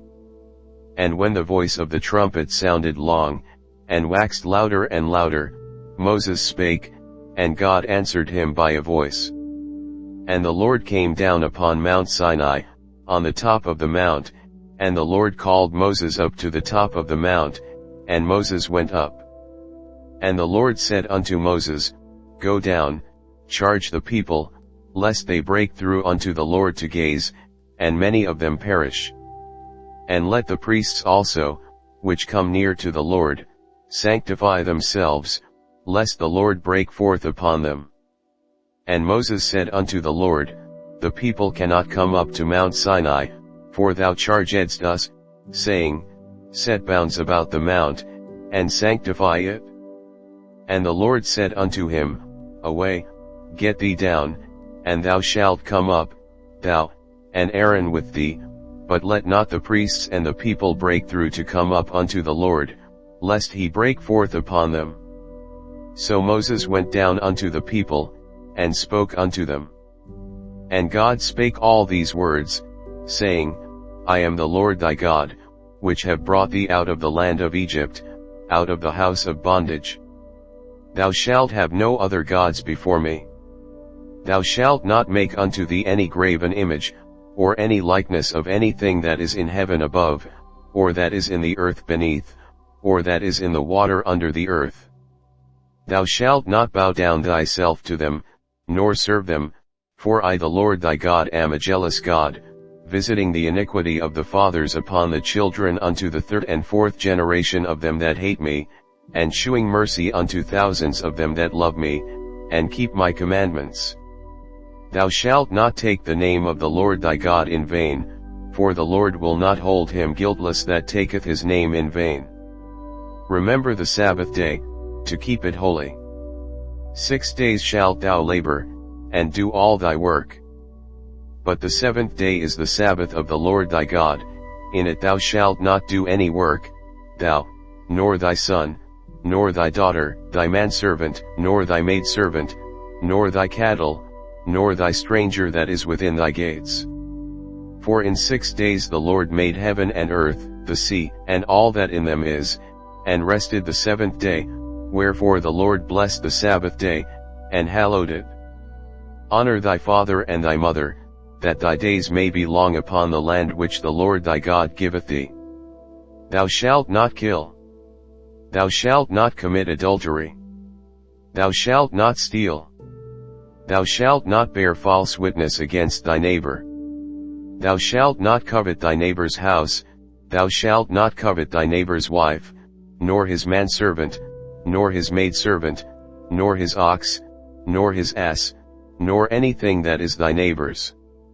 And all the people saw the thunderings, and the lightnings, and the noise of the trumpet, and the mountain smoking, and when the people saw it, they removed, and stood afar off. And they said unto Moses, Speak thou with us, and we will hear, but let not God speak with us, lest we die. And Moses said unto the people, Fear not, for God is come to prove you, and that his fear may be before your faces, that ye sin not. And the people stood afar off, and Moses drew near unto the thick darkness where God was. And the Lord said unto Moses, Thus thou shalt say unto the children of Israel, Ye have seen that I have talked with you from heaven. Ye shall not make with me gods of silver, neither shall ye make unto you gods of gold. An altar of earth thou shalt make unto me, and shalt sacrifice thereon thy burnt offerings, and thy peace offerings, thy sheep, and thine oxen. In all places where I record my name I will come unto thee, and I will bless thee. And if thou wilt make me an altar of stone, thou shalt not build it of hewn stone, for if thou lift up thy tool upon it, thou hast polluted it. Neither shalt thou go up by steps unto mine altar, that thy nakedness be not discovered thereon. Now these are the judgments which thou shalt set before them. If thou buy an Hebrew servant, 6 years he shall serve, and in the 7th he shall go out free for nothing. If he came in by himself, he shall go out by himself. If he were married, then his wife shall go out with him. If his master have given him a wife, and she have borne him sons or daughters, the wife and her children shall be her master's, and he shall go out by himself. And if the servant shall plainly say, I love my master, my wife, and my children, I will not go out free. Then his master shall bring him unto the judges, he shall also bring him to the door, or unto the doorpost, and his master shall bore his ear through with an aul, and he shall serve him forever. And if a man sell his daughter to be a maidservant, she shall not go out as the menservants do. If she please not her master, who hath betrothed her to himself, then shall he let her be redeemed. To sell her unto a strange nation he shall have no power, seeing he hath dealt deceitfully with her. And if he have betrothed her unto his son, he shall deal with her after the manner of daughters. If he take him another wife, her food, her raiment, and her duty of marriage, shall he not diminish. And if he do not these 3 unto her, then shall she go out free without money. He that smite the man, so that he die, shall be surely put to death. And if a man lie not in wait, but God deliver him into his hand, then I will appoint thee a place whither he shall flee. But if a man come presumptuously upon his neighbor, to slay him with guile, thou shalt take him from mine altar, that he may die. And he that smiteth his father, or his mother, shall be surely put to death. And he that stealeth a man, and selleth him, or if he be found in his hand, he shall surely be put to death. And he that curseth his father, or his mother, shall surely be put to death. And if men strive together, and one smite another with a stone, or with his fist, and he die not, but keepeth his bed, if he rise again, and walk abroad upon his staff, then shall he that smote him be quit, only he shall pay for the loss of his time, and shall cause him to be thoroughly healed. And if a man smite his servant, or his maid, with a rod, and he die under his hand, he shall be surely punished. Notwithstanding, if he continue a day or 2, he shall not be punished, for he is his money. If men strive, and hurt a woman with child, so that her fruit depart from her, and yet no mischief follow, he shall be surely punished, according as the woman's husband will lay upon him, and he shall pay as the judges determine. And if any mischief follow, then thou shalt give life for life, eye for eye, tooth for tooth, hand for hand, foot for foot, burning for burning, wound for wound, stripe for stripe. And if a man smite the eye of his servant, or the eye of his maid, that it perish, he shall let him go free for his eye's sake. And if he smite out his manservant's tooth, or his maidservant's tooth, he shall let him go free for his tooth's sake. If an ox gore a man or a woman, that they die, then the ox shall be surely stoned, and his flesh shall not be eaten, but the owner of the ox shall be quit. But if the ox were wont to push with his horn in time past, and it hath been testified to his owner, and he hath not kept him in, but that he hath killed a man or a woman, the ox shall be stoned, and his owner also shall be put to death. If there be laid on him a sum of money, then he shall give for the ransom of his life whatsoever is laid upon him. Whether he have gored a son, or have gored a daughter, according to this judgment shall it be done unto him. The ox shall push a manservant or a maidservant, he shall give unto their master 30 shekels of silver, and the ox shall be stoned. If a man shall open a pit, or if a man shall dig a pit, and not cover it, and an ox or an ass fall therein, the owner of the pit shall make it good, and give money unto the owner of them, and the dead beast shall be his. And if one man's ox hurt another's, that he die, then they shall sell the live ox, and divide the money of it, and the dead ox also they shall divide. Or if it be known that the ox hath used to push in time past, and his owner hath not kept him in, he shall surely pay ox for ox, and the dead shall be his own. If a man shall steal an ox, or a sheep, and kill it, or sell it, he shall restore 5 oxen for an ox, and 4 sheep for a sheep. If a thief be found breaking up, and be smitten that he die, there shall no blood be shed for him. If the sun be risen upon him, there shall be blood shed for him, for he should make full restitution. If he have nothing, then he shall be sold for his theft. If the theft be certainly found in his hand alive, whether it be ox, or ass, or sheep, he shall restore double. If a man shall cause a field or vineyard to be eaten, and shall put in his beast, and shall feed in another man's field, of the best of his own field, and of the best of his own vineyard, shall he make restitution. If fire break out, and catch in thorns, so that the stacks of corn, or the standing corn, or the field, be consumed therewith, he that kindled the fire shall surely make restitution.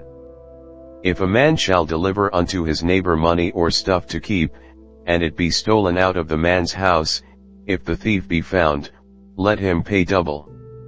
If the thief be not found, then the master of the house shall be brought unto the judges, to see whether he have put his hand unto his neighbor's goods.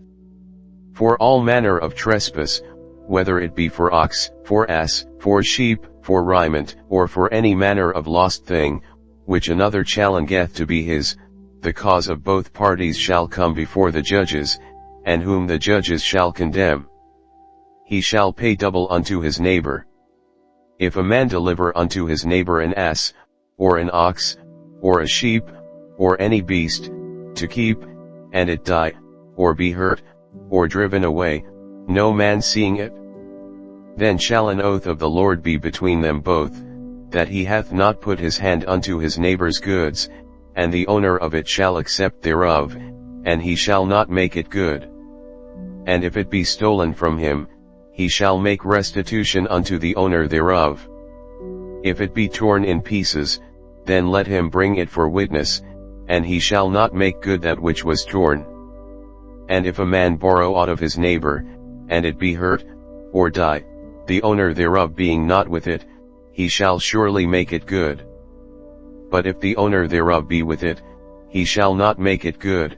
If it be an hired thing, it came for his hire. And if a man entice a maid that is not betrothed, and lie with her, he shall surely endow her to be his wife. If her father utterly refuse to give her unto him, he shall pay money according to the dowry of virgins. Thou shalt not suffer a witch to live. Whosoever lieth with a beast shall surely be put to death. He that sacrificeth unto any god, save unto the Lord only, he shall be utterly destroyed. Thou shalt neither vex a stranger, nor oppress him, for ye were strangers in the land of Egypt. Ye shall not afflict any widow, or fatherless child. If thou afflict them in any wise, and they cry at all unto me, I will surely hear their cry, and my wrath shall wax hot, and I will kill you with the sword, and your wives shall be widows, and your children fatherless. If thou lend money to any of my people that is poor by thee, thou shalt not be to him as an usurer, neither shalt thou lay upon him usury. If thou at all take thy neighbor's raiment to pledge, thou shalt deliver it unto him by that the sun goeth down. For that is his covering only, it is his raiment for his skin, wherein shall he sleep, and it shall come to pass, when he crieth unto me, that I will hear, for I am gracious. Thou shalt not revile the gods, nor curse the ruler of thy people. Thou shalt not delay to offer the first of thy ripe fruits, and of thy liquors, the firstborn of thy sons shalt thou give unto me. Likewise shalt thou do with thine oxen, and with thy sheep, 7 days it shall be with his dam, on the 8th day thou shalt give it me. And ye shall be holy men unto me, neither shall ye eat any flesh that is torn of beasts in the field, ye shall cast it to the dogs. Thou shalt not raise a false report, put not thine hand with the wicked to be an unrighteous witness.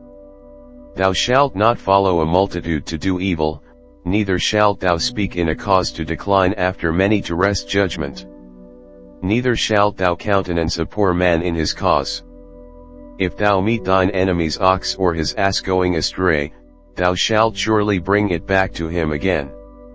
If thou see the ass of him that hateth thee lying under his burden, and wouldest forbear to help him, thou shalt surely help with him. Thou shalt not wrest the judgment of thy poor in his cause.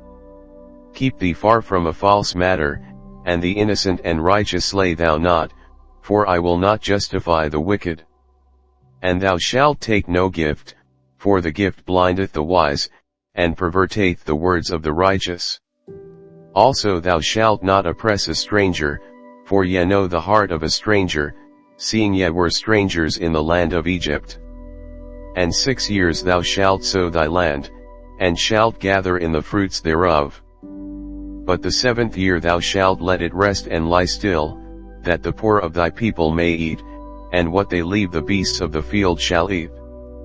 In like manner thou shalt deal with thy vineyard, and with thy olive yard.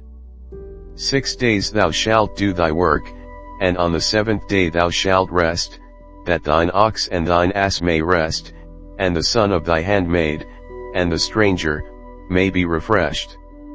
And in all things that I have said unto you be circumspect, and make no mention of the name of other gods, neither let it be heard out of thy mouth. 3 times thou shalt keep a feast unto me in the year. Thou shalt keep the feast of unleavened bread, thou shalt eat unleavened bread 7 days, as I commanded thee, in the time appointed of the month Aviv, for in it thou camest out from Egypt, and none shall appear before me empty. And the feast of harvest, the first fruits of thy labors, which thou hast sown in the field, and the feast of ingathering, which is in the end of the year, when thou hast gathered in thy labors out of the field. 3 times in the year all thy males shall appear before the Lord God. Thou shalt not offer the blood of my sacrifice with leavened bread, neither shall the fat of my sacrifice remain until the morning.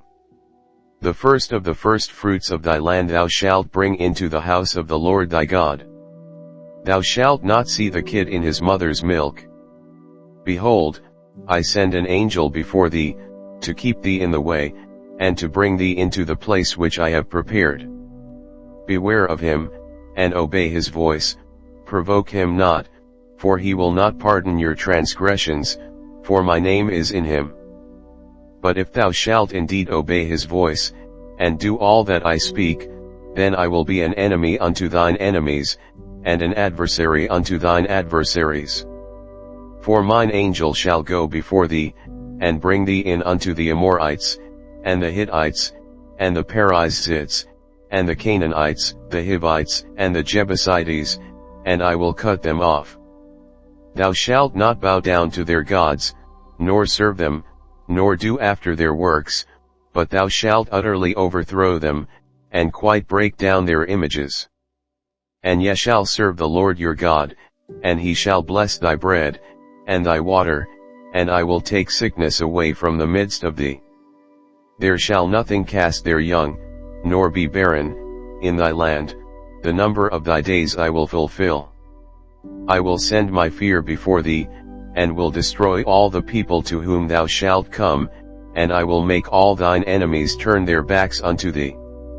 And I will send hornets before thee, which shall drive out the Hivite, the Canaanite, and the Hittite, from before thee.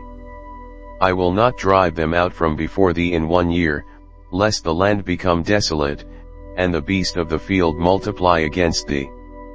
By little and little I will drive them out from before thee, until thou be increased, and inherit the land. And I will set thy bounds from the Red Sea even unto the sea of the Philistines, and from the desert unto the river, for I will deliver the inhabitants of the land into your hand, and thou shalt drive them out before thee. Thou shalt make no covenant with them, nor with their gods. They shall not dwell in thy land, lest they make thee sin against me, for if thou serve their gods, it will surely be a snare unto thee. And he said unto Moses, Come up unto the Lord, thou, and Aaron, Nadab, and Abihu, and 70 of the elders of Israel, and worship Yah afar off. And Moses alone shall come near the Lord, but they shall not come nigh, neither shall the people go up with him. And Moses came and told the people all the words of the Lord, and all the judgments, and all the people answered with one voice, and said, All the words which the Lord hath said will we do. And Moses wrote all the words of the Lord, and rose up early in the morning, and builded an altar under the hill, and 12 pillars, according to the 12 tribes of Israel. And he sent young men of the children of Israel, which offered burnt offerings, and sacrificed peace offerings of oxen unto the Lord. And Moses took half of the blood, and put it in basins, and half of the blood he sprinkled on the altar. And he took the book of the covenant, and read in the audience of the people, and they said, All that the Lord hath said will we do, and be obedient. And Moses took the blood, and sprinkled it on the people, and said, Behold the blood of the covenant, which the Lord hath made with you concerning all these words. Then went up Moses, and Aaron, Nadab, and Abihu, and 70 of the elders of Israel. And they saw the God of Israel, and there was under his feet as it were a paved work of a sapphire stone, and as it were the body of heaven in his clearness. And upon the nobles of the children of Israel he laid not his hand, also they saw God, and did eat and drink. And the Lord said unto Moses, Come up to me into the mount, and be there, and I will give thee tables of stone, and a law, and commandments which I have written, that thou mayest teach them. And Moses rose up, and his minister Joshua, and Moses went up into the mount of God. And he said unto the elders, Tarry ye here for us, until we come again unto you, and, behold, Aaron and Hur are with you, if any man have any matters to do, let him come unto them. And Moses went up into the mount, and a cloud covered the mount. And the glory of the Lord abode upon Mount Sinai, and the cloud covered it 6 days, and the 7th day he called unto Moses out of the midst of the cloud. And the sight of the glory of the Lord was like devouring fire on the top of the mount in the eyes of the children of Israel. And Moses went into the midst of the cloud, and gat him up into the mount, and Moses was in the mount 40 days and 40 nights. And the Lord spoke unto Moses, saying, Speak unto the children of Israel, that they bring me an offering, of every man that giveth it willingly with his heart ye shall take my offering. And this is the offering which ye shall take of them, gold, and silver, and brass, and blue, and purple, and scarlet, and fine linen, and goat's hair, and ram's skins dyed red, and badger's skins, and shittim wood, oil for the light, spices for anointing oil, and for sweet incense, onyx stones, and stones to be set in the ephod, and in the breastplate. And let them make me a sanctuary, that I may dwell among them. According to all that I shew thee, after the pattern of the tabernacle, and the pattern of all the instruments thereof, even so shall ye make it. And they shall make an ark of shittim wood, 2 cubits and a half shall be the length thereof, and 1 cubit and a half the breadth thereof, and 1 cubit and a half the height thereof. And thou shalt overlay it with pure gold, within and without shalt thou overlay it, and shalt make upon it a crown of gold round about. And thou shalt cast 4 rings of gold for it, and put them in the 4 corners thereof, and 2 rings shall be in the one side of it, and 2 rings in the other side of it. And thou shalt make staves of shittim wood, and overlay them with gold. And thou shalt put the staves into the rings by the sides of the ark, that the ark may be borne with them. The staves shall be in the rings of the ark, they shall not be taken from it. And thou shalt put into the ark the testimony which I shall give thee. And thou shalt make a mercy seat of pure gold, 2 cubits and a half shall be the length thereof, and 1 cubit and a half the breadth thereof. And thou shalt make 2 cherubims of gold, of beaten work shalt thou make them, in the 2 ends of the mercy seat. And make 1 cherub on the one end, and the other cherub on the other end, even of the mercy seat shall ye make the cherubims on the 2 ends thereof. And the cherubims shall stretch forth their wings on high, covering the mercy seat with their wings, and their faces shall look one to another, toward the mercy seat shall the faces of the cherubims be. And thou shalt put the mercy seat above upon the ark, and in the ark thou shalt put the testimony that I shall give thee. And there I will meet with thee, and I will commune with thee from above the mercy seat, from between the 2 cherubims which are upon the ark of the testimony. Of all things which I will give thee in commandment unto the children of Israel. Thou shalt also make a table of shittim wood, 2 cubits shall be the length thereof, and 1 cubit the breadth thereof, and 1 cubit and a half the height thereof. And thou shalt overlay it with pure gold, and make thereto a crown of gold round about. And thou shalt make unto it a border of an handbreadth round about, and thou shalt make a golden crown to the border thereof round about. And thou shalt make for it 4 rings of gold, and put the rings in the 4 corners that are on the 4 feet thereof. Over against the border shall the rings be for places of the staves to bear the table. And thou shalt make the staves of shittim wood, and overlay them with gold, that the table may be borne with them. And thou shalt make the dishes thereof, and spoons thereof, and covers thereof, and bowls thereof, to cover withal, of pure gold shalt thou make them. And thou shalt set upon the table shewbread before me alway. And thou shalt make a candlestick of pure gold, of beaten work shall the candlestick be made, his shaft, and his branches, his bowls, his knops, and his flowers, shall be of the same. And 6 branches shall come out of the sides of it, 3 branches of the candlestick out of the one side, and 3 branches of the candlestick out of the other side. 3 bowls made like unto almonds, with a knop and a flower in one branch, and 3 bowls made like almonds in the other branch, with a knop and a flower, so in the 6 branches that come out of the candlestick. And in the candlestick shall be 4 bowls made like unto almonds, with their knops and their flowers. And there shall be a knop under 2 branches of the same, and a knop under 2 branches of the same, and a knop under 2 branches of the same, according to the 6 branches that proceed out of the candlestick. Their knops and their branches shall be of the same, all it shall be one beaten work of pure gold. And thou shalt make the 7 lamps thereof, and they shall light the lamps thereof, that they may give light over against it. And the tongs thereof, and the snuff dishes thereof, shall be of pure gold. Of a talent of pure gold shall he make it, with all these vessels. And look that thou make them after their pattern, which was shewed thee in the mount. And thou shalt make an altar of shittim wood, 5 cubits long, and 5 cubits broad, the altar shall be foursquare, and the height thereof shall be 3 cubits. And thou shalt make the horns of it upon the 4 corners thereof, his horns shall be of the same, and thou shalt overlay it with brass.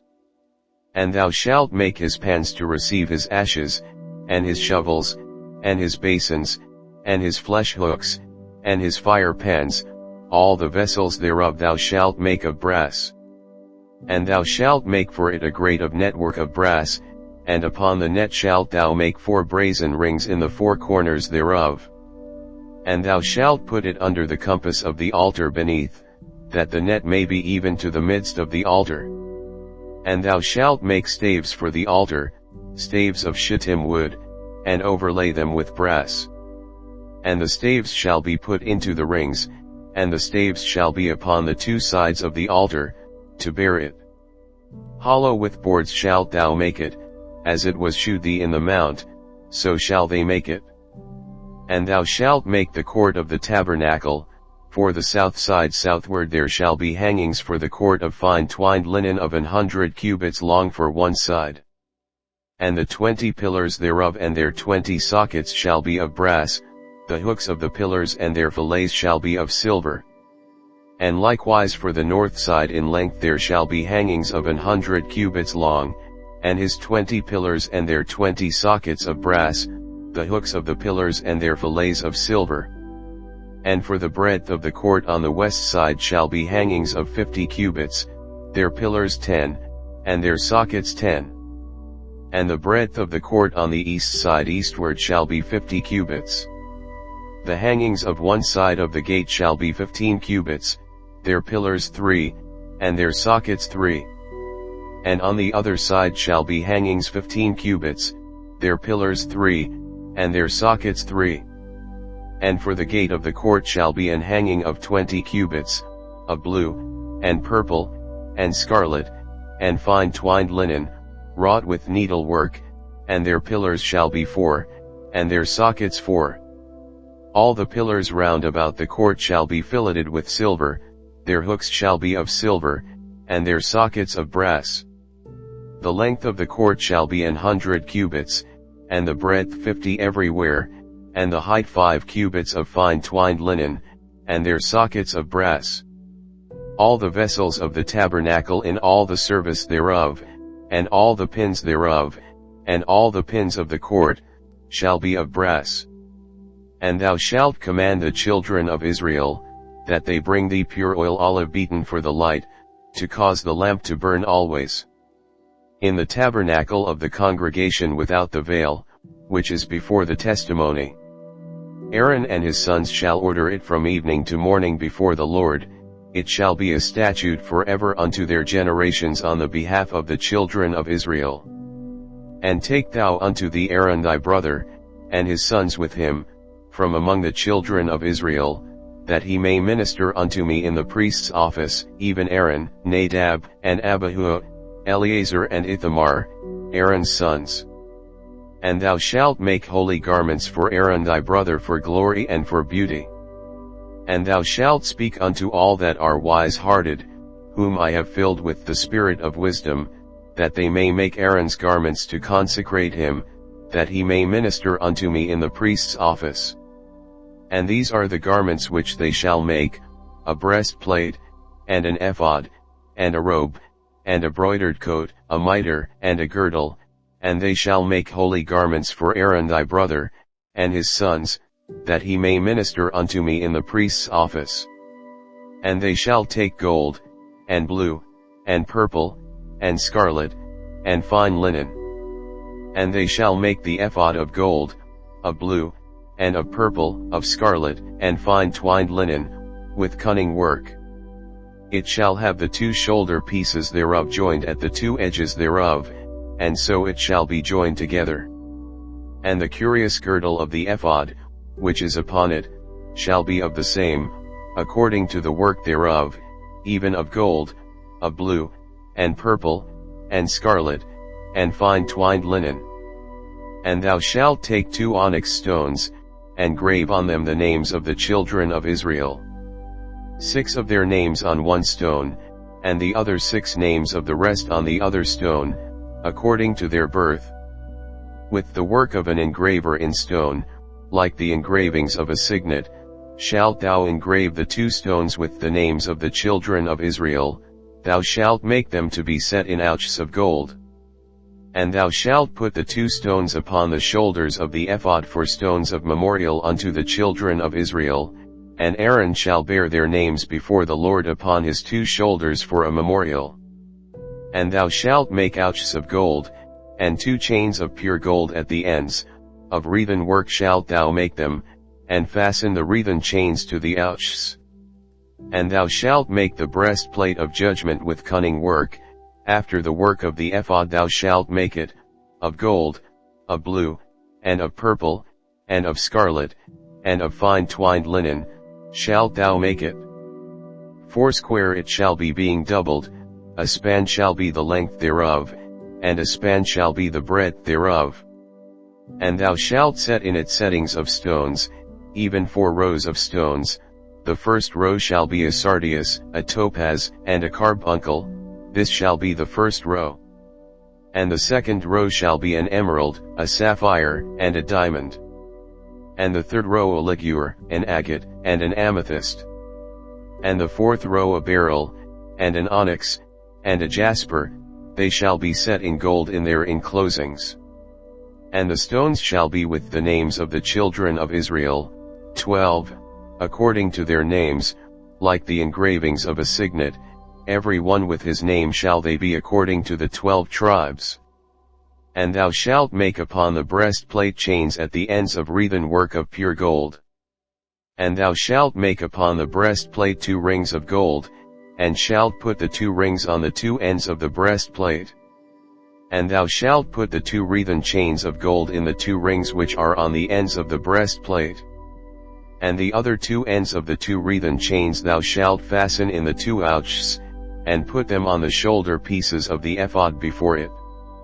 And thou shalt make 2 rings of gold, and thou shalt put them upon the 2 ends of the breastplate in the border thereof, which is in the side of the ephod inward. And 2 other rings of gold thou shalt make, and shalt put them on the 2 sides of the ephod underneath, toward the forepart thereof, over against the other coupling thereof, above the curious girdle of the ephod.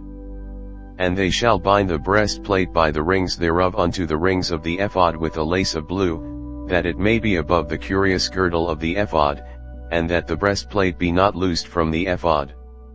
And Aaron shall bear the names of the children of Israel in the breastplate of judgment upon his heart, when he goeth in unto the holy place, for a memorial before the Lord continually. And thou shalt put in the breastplate of judgment the Urim and the Thummim, and they shall be upon Aaron's heart, when he goeth in before the Lord, and Aaron shall bear the judgment of the children of Israel upon his heart before the Lord continually. And thou shalt make the robe of the ephod all of blue. And there shall be an hole in the top of it, in the midst thereof, it shall have a binding of woven work round about the whole of it, as it were the whole of an habergeon, that it be not rent. And beneath upon the hem of it thou shalt make pomegranates of blue, and of purple, and of scarlet, round about the hem thereof, and bells of gold between them round about. 34 A golden bell and a pomegranate, a golden bell and a pomegranate, upon the hem of the robe round about. 35 And it shall be upon Aaron to minister, and his sound shall be heard when he goeth in unto the holy place before the Lord, and when he cometh out, that he die not. And thou shalt make a plate of pure gold, and grave upon it, like the engravings of a signet, holiness to the Lord. And thou shalt put it on a blue lace, that it may be upon the mitre, upon the forefront of the mitre it shall be.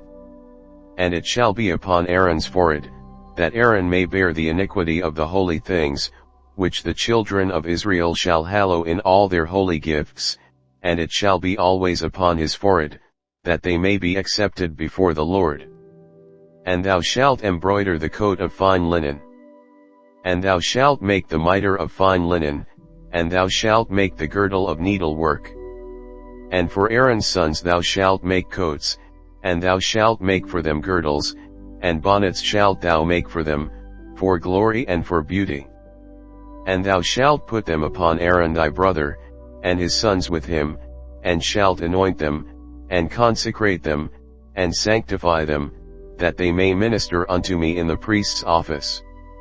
And thou shalt make them linen breeches to cover their nakedness, from the loins even unto the thighs they shall reach.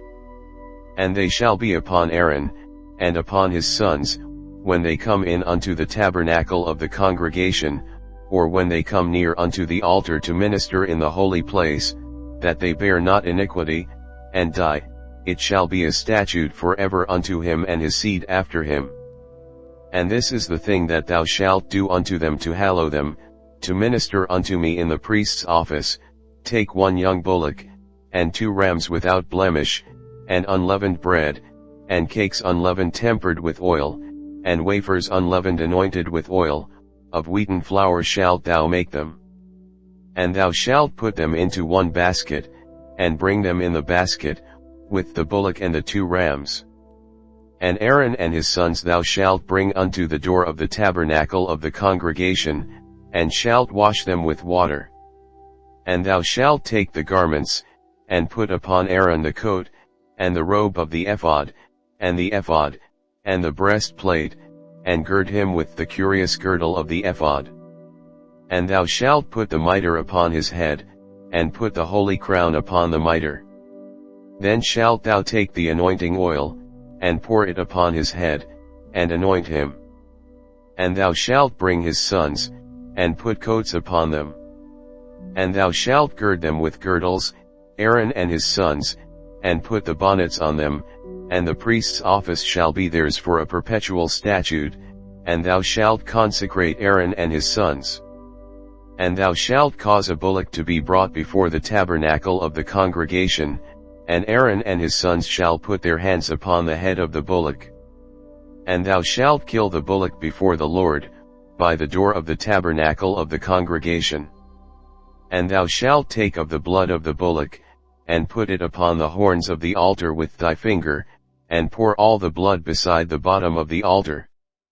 And thou shalt take all the fat that covereth the inwards, and the caul that is above the liver, and the 2 kidneys, and the fat that is upon them, and burn them upon the altar. But the flesh of the bullock, and his skin, and his dung, shalt thou burn with fire without the camp. It is a sin offering. Thou shalt also take 1 ram, and Aaron and his sons shall put their hands upon the head of the ram. And thou shalt slay the ram, and thou shalt take his blood, and sprinkle it round about upon the altar. And thou shalt cut the ram in pieces, and wash the inwards of him, and his legs, and put them unto his pieces, and unto his head. And thou shalt burn the whole ram upon the altar. It is a burnt offering unto the Lord, it is a sweet savor, an offering made by fire unto the Lord. And thou shalt take the other ram, and Aaron and his sons shall put their hands upon the head of the ram. Then shalt thou kill the ram, and take of his blood, and put it upon the tip of the right ear of Aaron, and upon the tip of the right ear of his sons, and upon the thumb of their right hand, and upon the great toe of their right foot, and sprinkle the blood upon the altar round about. And thou shalt take of the blood that is upon the altar, and of the anointing oil, and sprinkle it upon Aaron, and upon his garments, and upon his sons, and upon the garments of his sons with him, and he shall be hallowed, and his garments, and his sons' garments with him. Also thou shalt take of the ram the fat and the rump, and the fat that covereth the inwards, and the caul above the liver, and the 2 kidneys, and the fat that is upon them, and the right shoulder, for it is a ram of consecration. And 1 loaf of bread, and 1 cake of oiled bread, and 1 wafer out of the basket of the unleavened bread that is before the Lord. And thou shalt put all in the hands of Aaron, and in the hands of his sons, and shalt wave them for a wave offering before the Lord. And thou shalt receive them of their hands, and burn them upon the altar for a burnt offering, for a sweet savor before the Lord. It is an offering made by fire unto the Lord. And thou shalt take the breast of the ram of Aaron's consecration, and wave it for a wave offering before the Lord, and it shall be thy part.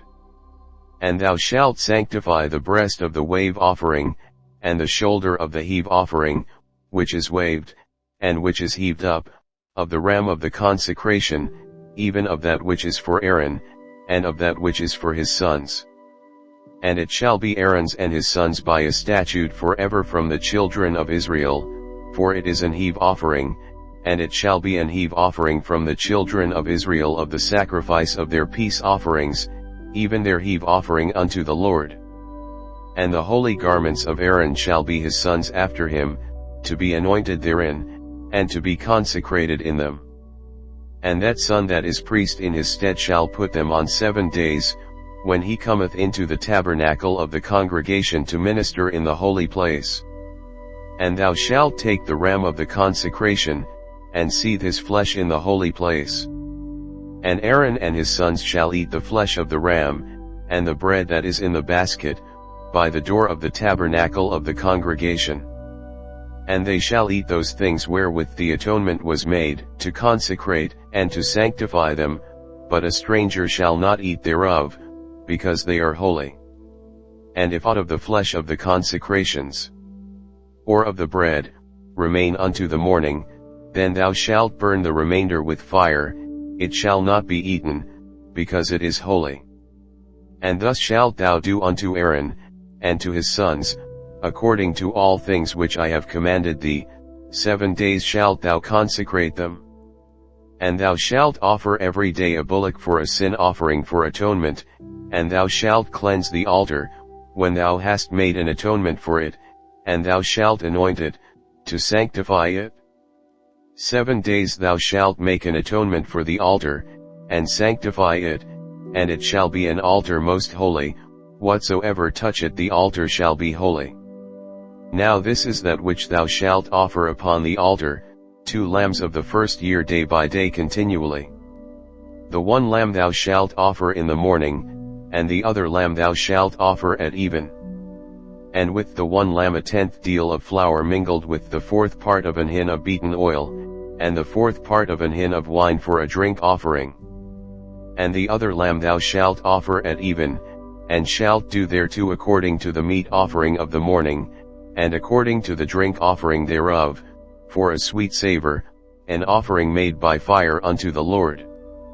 This shall be a continual burnt offering throughout your generations at the door of the tabernacle of the congregation before the Lord, where I will meet you, to speak there unto thee.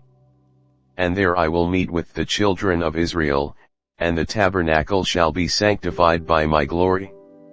And I will sanctify the tabernacle of the congregation, and the altar, I will sanctify also both Aaron and his sons, to minister to me in the priest's office. And I will dwell among the children of Israel, and will be their God. And they shall know that I am the Lord their God, that brought them forth out of the land of Egypt, that I may dwell among them. I am the Lord their God. And thou shalt make an altar to burn incense upon, of shittim wood shalt thou make it.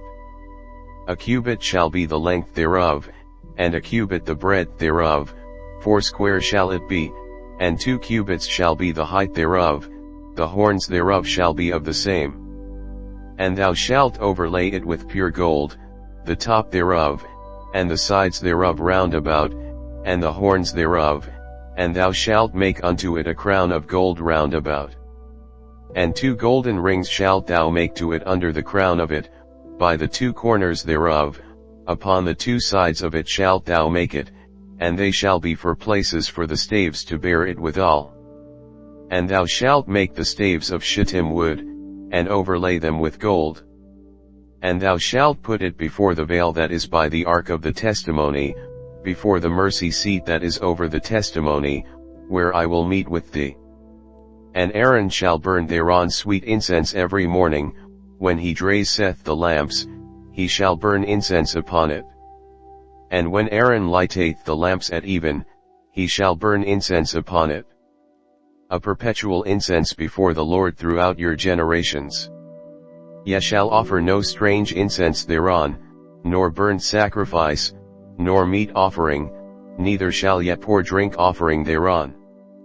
And Aaron shall make an atonement upon the horns of it once in a year with the blood of the sin offering of atonements, once in the year shall he make atonement upon it throughout your generations, it is most holy unto the Lord. And the Lord spake unto Moses, saying, When thou takest the sum of the children of Israel after their number, then shall they give every man a ransom for his soul unto the Lord, when thou numberest them, that there be no plague among them, when thou numberest them. This they shall give, every one that passeth among them that are numbered, half a shekel after the shekel of the sanctuary, a shekel is 20 gerahs, and half shekel shall be the offering of the Lord. Every one that passeth among them that are numbered, from 20 years old and above, shall give an offering unto the Lord. The rich shall not give more, and the poor shall not give less than half a shekel, when they give an offering unto the Lord, to make an atonement for your souls. And thou shalt take the atonement money of the children of Israel, and shalt appoint it for the service of the tabernacle of the congregation, that it may be a memorial unto the children of Israel before the Lord, to make an atonement for your souls. And the Lord spake unto Moses, saying, Thou shalt also make a laver of brass, and his foot also of brass, to wash withal, and thou shalt put it between the tabernacle of the congregation and the altar, and thou shalt put water therein. For Aaron and his sons shall wash their hands and their feet thereat. When they go into the tabernacle of the congregation, they shall wash with water, that they die not, or when they come near to the altar to minister, to burn offering made by fire unto the Lord. So they shall wash their hands and their feet, that they die not, and it shall be a statute forever to them, even to him and to his seed throughout their generations. Moreover the Lord spake unto Moses, saying, Take thou also unto thee principal spices, of pure myrrh 500 shekels, and of sweet cinnamon half so much, even 250 shekels, and of sweet calamus 250 shekels, and of cassia 500 shekels, after the shekel of the sanctuary, and of oil olive and hin. And thou shalt make it an oil of holy ointment, an ointment compound after the art of the apothecary, it shall be an holy anointing oil. And thou shalt anoint the tabernacle of the congregation therewith, and the ark of the testimony, and the table and all his vessels, and the candlestick and his vessels, and the altar of incense, and the altar of burnt offering with all his vessels, and the laver and his foot. And thou shalt sanctify them, that they may be most holy, whatsoever toucheth them shall be holy. And thou shalt anoint Aaron and his sons, and consecrate them, that they may minister unto me in the priest's office. And thou shalt speak unto the children of Israel, saying, This shall be an holy anointing oil unto me throughout your generations. Upon man's flesh shall it not be poured, neither shall ye make any other like it, after the composition of it, it is holy, and it shall be holy unto you. Whosoever compoundeth any like it, or whosoever putteth any of it upon a stranger, shall even be cut off from his people. And the Lord said unto Moses, Take unto thee sweet spices, stacte, and onycha, and galbanum, these sweet spices with pure frankincense, of each shall there be a like weight. And thou shalt make it a perfume, a confection after the art of the apothecary, tempered together, pure and holy. And thou shalt beat some of it very small, and put of it before the testimony in the tabernacle of the congregation, where I will meet with thee, it shall be unto you most holy. And as for the perfume which thou shalt make, ye shall not make to yourselves according to the composition thereof, it shall be unto thee holy for the Lord. Whosoever shall make like unto that, to smell thereto, shall even be cut off from his people. And the Lord spake unto Moses, saying, See, I have called by name Bezaleel the son of Uri, the son of Hur, of the tribe of Judah. And I have filled him with the Spirit of God, in wisdom, and in understanding, and in knowledge, and in all manner of workmanship, to devise cunning works, to work in gold, and in silver, and in brass, and in cutting of stones, to set them, and in carving of timber, to work in all manner of workmanship.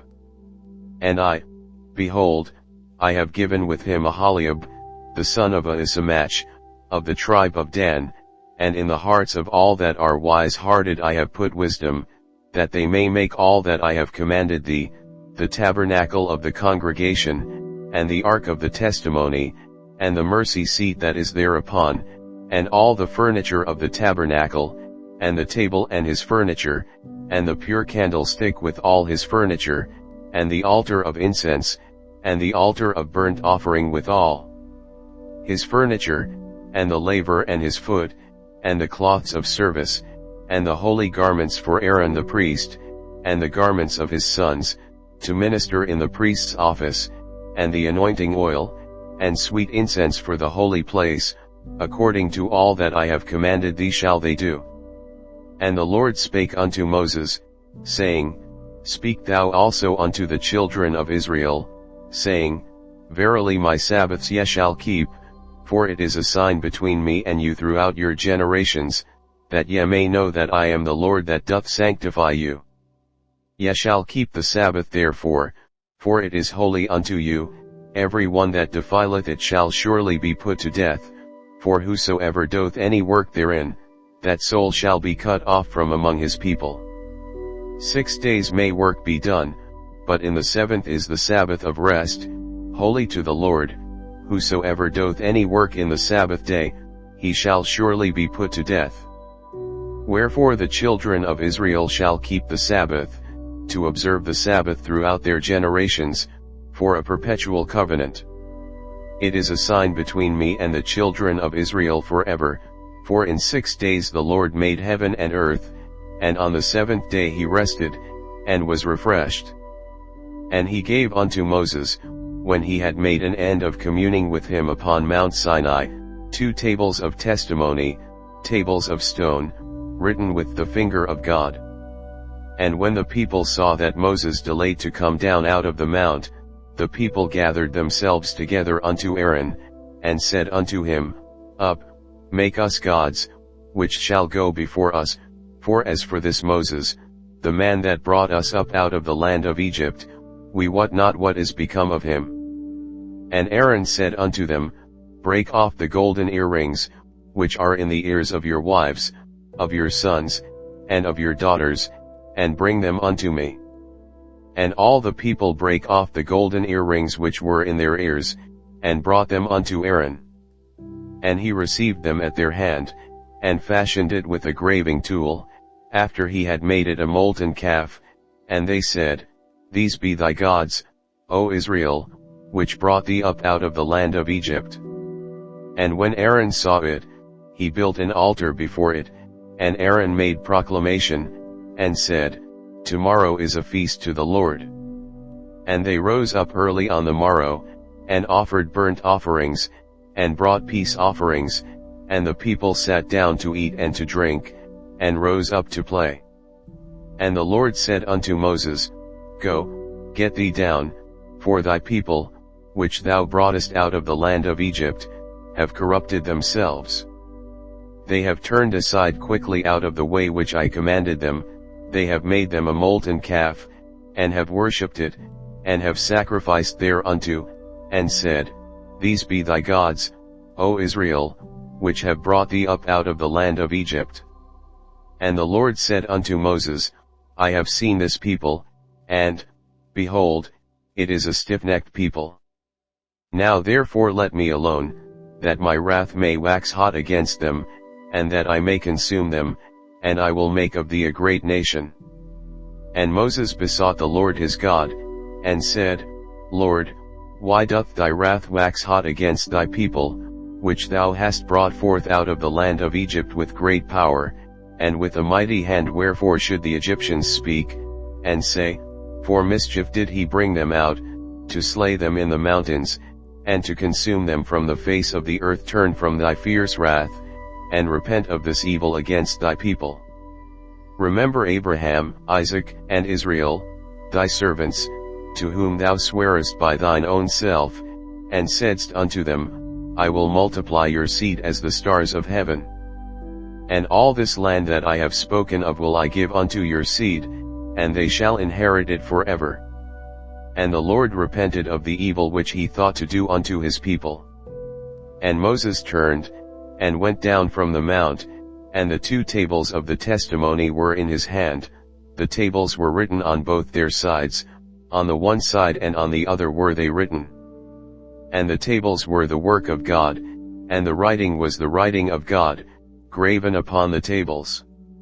And when Joshua heard the noise of the people as they shouted, he said unto Moses, There is a noise of war in the camp. And he said, It is not the voice of them that shout for mastery, neither is it the voice of them that cry for being overcome, but the noise of them that sing do I hear. And it came to pass, as soon as he came nigh unto the camp, that he saw the calf, and the dancing, and Moses' anger waxed hot, and he cast the tables out of his hands, and brake them beneath the mount. And he took the calf which they had made, and burnt it in the fire, and ground it to powder, and strawed it upon the water, and made the children of Israel drink of it. 1 And Moses said unto Aaron, What did this people unto thee, that thou hast brought so great a sin upon them? And Aaron said, Let not the anger of my Lord wax hot, thou knowest the people, that they are set on mischief. For they said unto me, Make us gods, which shall go before us, for as for this Moses, the man that brought us up out of the land of Egypt, we wot not what is become of him. And I said unto them, Whosoever hath any gold, let them break it off. So they gave it me, then I cast it into the fire, and there came out this calf. And when Moses saw that the people were naked, for Aaron had made them naked unto their shame among their enemies. Then Moses stood in the gate of the camp, and said, Who is on the Lord's side, let him come unto me. And all the sons of Levi gathered themselves together unto him. And he said unto them, Thus saith the Lord God of Israel, Put every man his sword by his side, and go in and out from gate to gate throughout the camp, and slay every man his brother, and every man his companion, and every man his neighbor. And the children of Levi did according to the word of Moses, and there fell of the people that day about 3,000 men. For Moses had said, Consecrate yourselves today to the Lord, even every man upon his son, and upon his brother, that he may bestow upon you a blessing this day. And it came to pass on the morrow, that Moses said unto the people, Ye have sinned a great sin, and now I will go up unto the Lord, peradventure I shall make an atonement for your sin. And Moses returned unto the Lord, and said, O, this people have sinned a great sin, and have made them gods of gold. Yet now, if thou wilt forgive their sin, and if not, blot me, I pray thee, out of thy book which thou hast written. And the Lord said unto Moses, Whosoever hath sinned against me, him will I blot out of my book. Therefore now go, lead the people unto the place of which I have spoken unto thee. Behold, mine angel shall go before thee, nevertheless in the day when I will visit their sin upon them. And the Lord plagued the people, because they made the calf, which Aaron made. And the Lord said unto Moses, Depart, and go up hence, thou and the people which thou hast brought up out of the land of Egypt, unto the land which I swear unto Abraham, to Isaac, and to Jacob, saying, Unto thy seed will I give it. And I will send an angel before thee, and I will drive out the Canaanite, the Amorite, and the Hittite, and the Perizzite, the Hivite, and the Jebusite. unto a land flowing with milk and honey, for I will not go up in the midst of thee, for thou art a stiff-necked people, lest I consume thee in the way. And when the people heard these evil tidings, they mourned, and no man did put on him his ornaments. For the Lord had said unto Moses, Say unto the children of Israel, Ye are a stiff-necked people, I will come up into the midst of thee in a moment, and consume thee, therefore now put off thy ornaments from thee, that I may know what to do unto thee. And the children of Israel stripped themselves of their ornaments by the Mount Horeb. And Moses took the tabernacle, and pitched it without the camp, afar off from the camp, and called it the tabernacle of the congregation.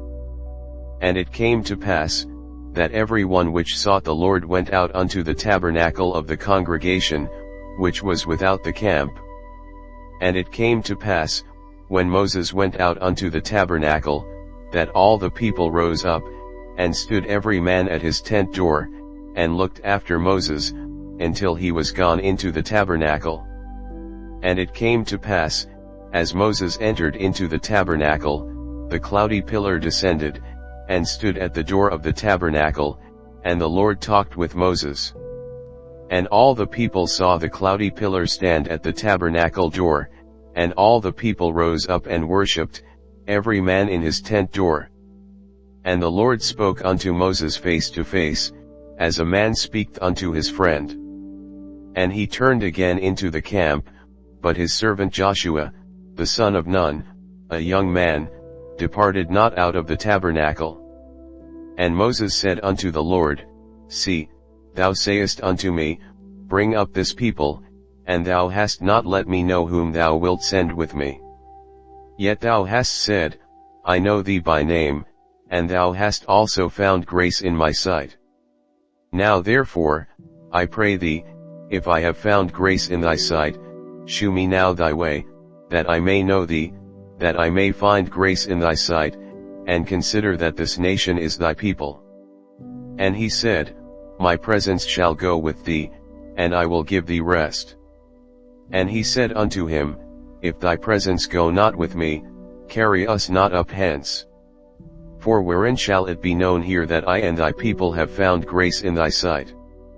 Is it not in that thou goest with us, so shall we be separated, I and thy people, from all the people that are upon the face of the earth? And the Lord said unto Moses, I will do this thing also that thou hast spoken, for thou hast found grace in my sight, and I know thee by name. And he said, I beseech thee, shew me thy glory. And he said, I will make all my goodness pass before thee, and I will proclaim the name of the Lord before thee, and will be gracious to whom I will be gracious, and will shew mercy on whom I will shew mercy. And he said, Thou canst not see my face, for there shall no man see me, and live. And the Lord said, Behold, there is a place by me, and thou shalt stand upon a rock. And it shall come to pass, while my glory passeth by, that I will put thee in a cleft of the rock, and will cover thee with my hand while I pass by. And I will take away mine hand, and thou shalt see my back parts, but my face shall not be seen. And the Lord said unto Moses, Hew thee 2 tables of stone like unto the first, and I will write upon these tables the words that were in the first tables, which thou breakest. And be ready in the morning, and come up in the morning unto Mount Sinai, and present thyself there to me in the top of the mount. And no man shall come up with thee, neither let any man be seen throughout all the mount, neither let the flocks nor herds feed before that mount. And he hewed 2 tables of stone like unto the first, and Moses rose up early in the morning, and went up unto Mount Sinai, as the Lord had commanded him, and took in his hand the 2 tables of stone. And the Lord descended in the cloud, and stood with him there, and proclaimed the name of the Lord. And the Lord passed by before him, and proclaimed, The Lord God, merciful and gracious, long-suffering, and abundant in goodness and truth, keeping mercy for thousands, forgiving iniquity and transgression and sin, and that will by no means clear the guilty, visiting the iniquity of the fathers upon the children, and upon the children's children, unto the third and to the fourth generation. And Moses made haste, and bowed his head toward the earth, and worshipped. And he said, If now I have found grace in thy sight, O Lord, let my Lord, I pray thee, go among us, for it is a stiff-necked people, and pardon our iniquity and our sin, and take us for thine inheritance. And he said, Behold, I make a covenant, before all thy people I will do marvels, such as have not been done in all the earth, nor in any nation, and all the people among which thou art shall see the work of the Lord, for it is a terrible thing that I will do with thee. Observe thou that which I command thee this day. Behold, I drive out before thee the Amorite, and the Canaanite, and the Hittite, and the Perizzite, and the Hivite, and the Jebusite. Take heed to thyself, lest thou make a covenant with the inhabitants of the land whither thou goest, lest it be for a snare in the midst of thee. But ye shall destroy their altars, break their images, and cut down their groves. For thou shalt worship no other God, for the Lord, whose name is jealous, is a jealous God. Lest thou make a covenant with the inhabitants of the land, and they go a-whoring after their gods, and do sacrifice unto their gods, and one call thee, and thou eat of his sacrifice, and thou take of their daughters unto thy sons, and their daughters go a-whoring after their gods, and make thy sons go a-whoring after their gods. Thou shalt make thee no molten gods. The feast of unleavened bread shalt thou keep.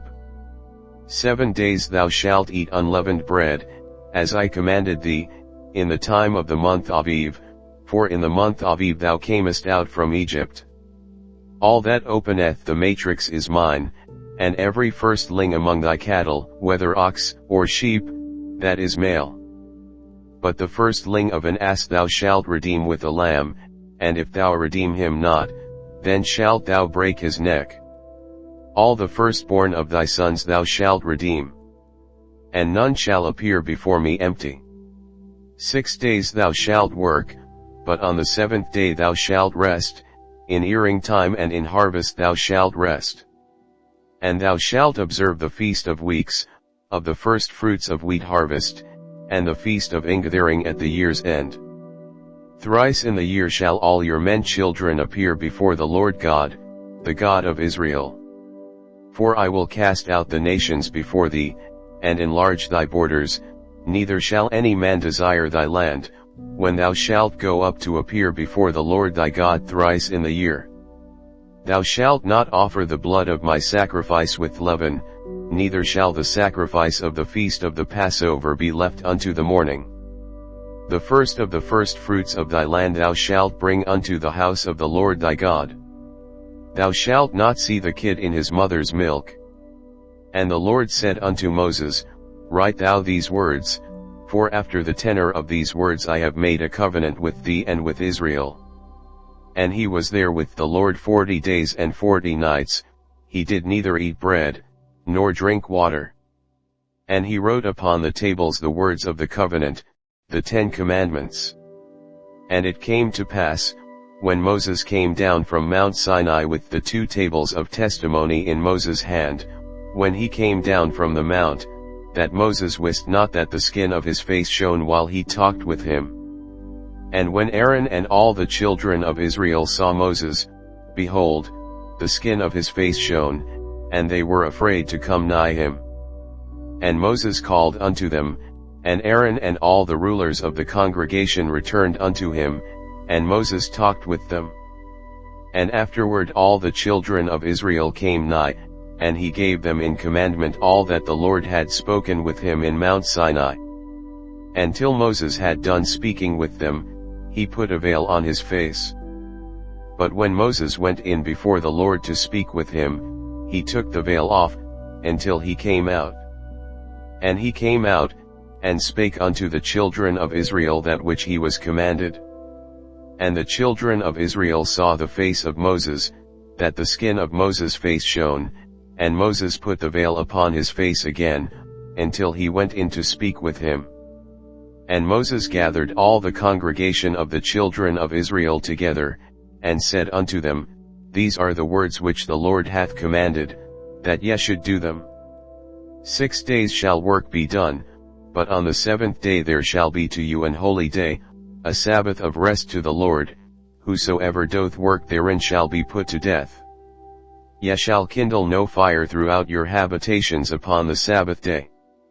And Moses spake unto all the congregation of the children of Israel, saying, This is the thing which the Lord commanded, saying, Take ye from among you an offering unto the Lord, whosoever is of a willing heart, let him bring it, an offering of the Lord, gold, and silver, and brass, and blue, and purple, and scarlet, and fine linen, and goat's hair, and ram's skins dyed red, and badger's skins, and shittim wood, and oil for the light, and spices for anointing oil, and for the sweet incense, and onyx stones, and stones to be set for the ephod, and for the breastplate.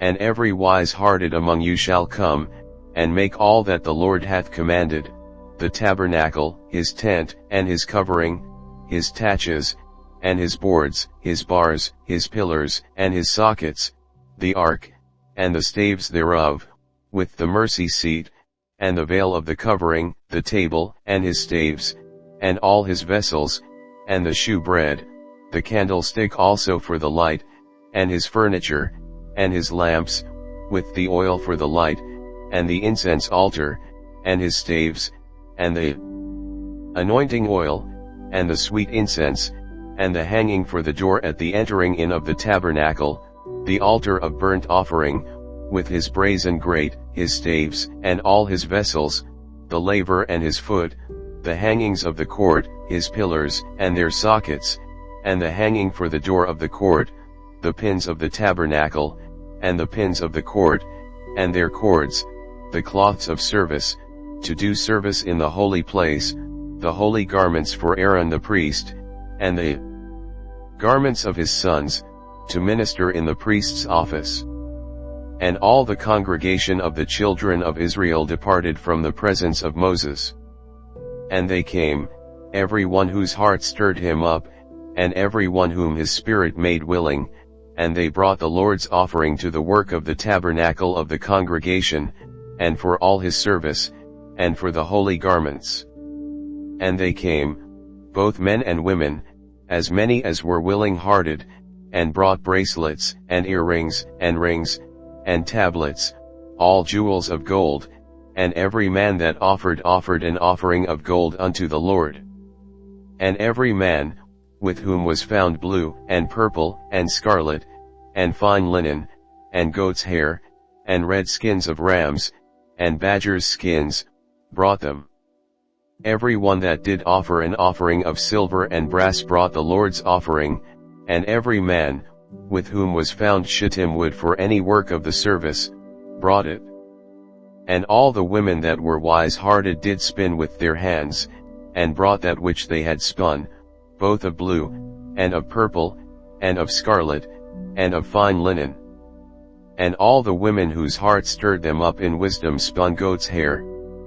And the rulers brought onyx stones, and stones to be set, for the ephod, and for the breastplate, and spice, and oil for the light, and for the anointing oil, and for the sweet incense. The children of Israel brought a willing offering unto the Lord, every man and woman, whose heart made them willing to bring for all manner of work, which the Lord had commanded to be made by the hand of Moses. And Moses said unto the children of Israel, See, the Lord hath called by name Bezaleel the son of Uri, the son of Hur, of the tribe of Judah, and he hath filled him with the Spirit of God, in wisdom, in understanding, and in knowledge, and in all manner of workmanship, and to devise curious works, to work in gold, and in silver, and in brass, and in the cutting of stones, to set them, and in carving of wood, to make any manner of cunning work. And he hath put in his heart that he may teach, both he, and Aholiab, the son of Ahisamach, of the tribe of Dan. Them hath he filled with wisdom of heart, to work all manner of work, of the engraver, and of the cunning workman, and of the embroiderer, in blue, and in purple, in scarlet, and in fine linen, and of the weaver, even of them that do any work, and of those that devise cunning work.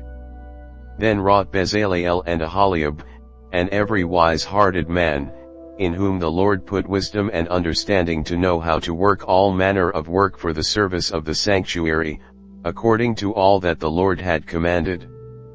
And Moses called Bezaleel and Aholiab, and every wise-hearted man, in whose heart the Lord had put wisdom, even every one whose heart stirred him up to come unto the work to do it. And they received of Moses all the offering, which the children of Israel had brought for the work of the service of the sanctuary, to make it withal. And they brought yet unto him free offerings every morning. And all the wise men, that wrought all the work of the sanctuary, came every man from his work which they made, and they spake unto Moses, saying, The people bring much more than enough for the service of the work, which the Lord commanded to make. And Moses gave commandment, and they caused it to be proclaimed throughout the camp, saying, Let neither man nor woman make any more work for the offering of the sanctuary. So the people were restrained from bringing. For the stuff they had was sufficient for all the work to make it, and too much. And every wise-hearted man among them that wrought the work of the tabernacle made 10 curtains of fine twined linen, and blue, and purple, and scarlet, with cherubims of cunning work made he them. The length of one curtain was 28 cubits, and the breadth of one curtain 4 cubits, the curtains were all of one size. And he coupled the 5 curtains one unto another, and the other 5 curtains he coupled one unto another. And he made loops of blue on the edge of one curtain from the selvage in the coupling, likewise he made in the uttermost side of another curtain, in the coupling of the second. 50 loops made he in one curtain, and 50 loops made he in the edge of the curtain which was in the coupling of the second, the loops held one curtain to another. And he made 50 taches of gold, and coupled the curtains one unto another with the taches, so it became one tabernacle. And he made curtains of goat's hair for the tent over the tabernacle, 11 curtains he made them. The length of one curtain was 30 cubits, and 4 cubits was the breadth of one curtain, the 11 curtains were of one size. And he coupled 5 curtains by themselves, and 6 curtains by themselves. And he made 50 loops upon the uttermost edge of the curtain in the coupling, and 50 loops made he upon the edge of the curtain which cooleth the second. And he made 50 taches of brass to couple the tent together, that it might be one. And he made a covering for the tent of ram's skins dyed red, and a covering of badger's skins above that. And he made boards for the tabernacle of shittim wood, standing up. The length of a board was 10 cubits, and the breadth of a board 1 cubit and a half. One board had 2 tenons, equally distant one from another, thus did he make for all the boards of the tabernacle. And he made boards for the tabernacle, 20 boards for the south side southward. And 40 sockets of silver he made under the 20 boards, 2 sockets under one board for his 2 tenons, and 2 sockets under another board for his 2 tenons. And for the other side of the tabernacle, which is toward the north corner, he made 20 boards, and there 40 sockets of silver, 2 sockets under one board, and 2 sockets under another board. And for the sides of the tabernacle westward he made 6 boards. And 2 boards made he for the corners of the tabernacle in the 2 sides. And they were coupled beneath, and coupled together at the head thereof, to one ring, thus he did to both of them in both the corners. And there were 8 boards, and their sockets were 16 sockets of silver, under every board 2 sockets. And he made bars of shittim wood, 5 for the boards of the one side of the tabernacle, and 5 bars for the boards of the other side of the tabernacle, and 5 bars for the boards of the tabernacle for the sides westward. And he made the middle bar to shoot through the boards from the one end to the other. And he overlaid the boards with gold, and made their rings of gold to be places for the bars, and overlaid the bars with gold.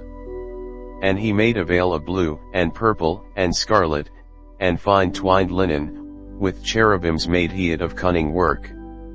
And he made thereunto 4 pillars of shittim wood, and overlaid them with gold, their hooks were of gold, and he cast for them 4 sockets of silver. And he made an hanging for the tabernacle door of blue, and purple, and scarlet, and fine twined linen, of needlework, and the 5 pillars of it with their hooks, and he overlaid their chapiters and their fillets with gold, but their 5 sockets were of brass. And Bezaleel made the ark of shittim wood, 2 cubits and a half was the length of it, and a cubit and a half the breadth of it, and a cubit and a half the height of it.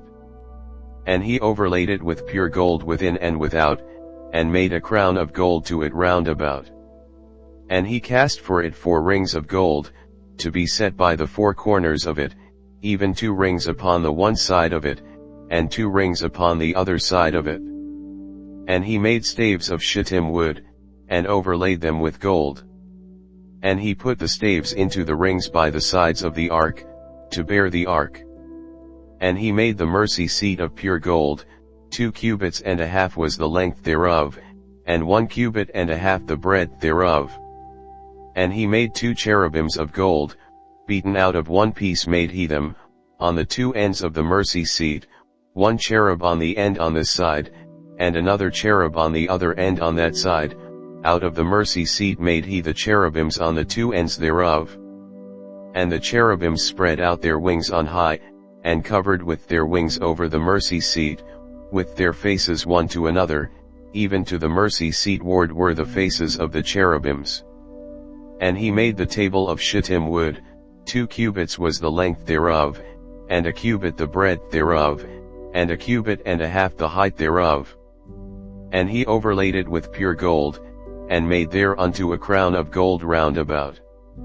Also he made thereunto a border of an handbreadth round about, and made a crown of gold for the border thereof round about. And he cast for it 4 rings of gold, and put the rings upon the 4 corners that were in the 4 feet thereof. Over against the border were the rings, the places for the staves to bear the table. And he made the staves of shittim wood, and overlaid them with gold, to bear the table. And he made the vessels which were upon the table, his dishes, and his spoons, and his bowls, and his covers to cover withal, of pure gold. And he made the candlestick of pure gold, of beaten work made he the candlestick, his shaft, and his branch, his bowls, his knops, and his flowers, were of the same.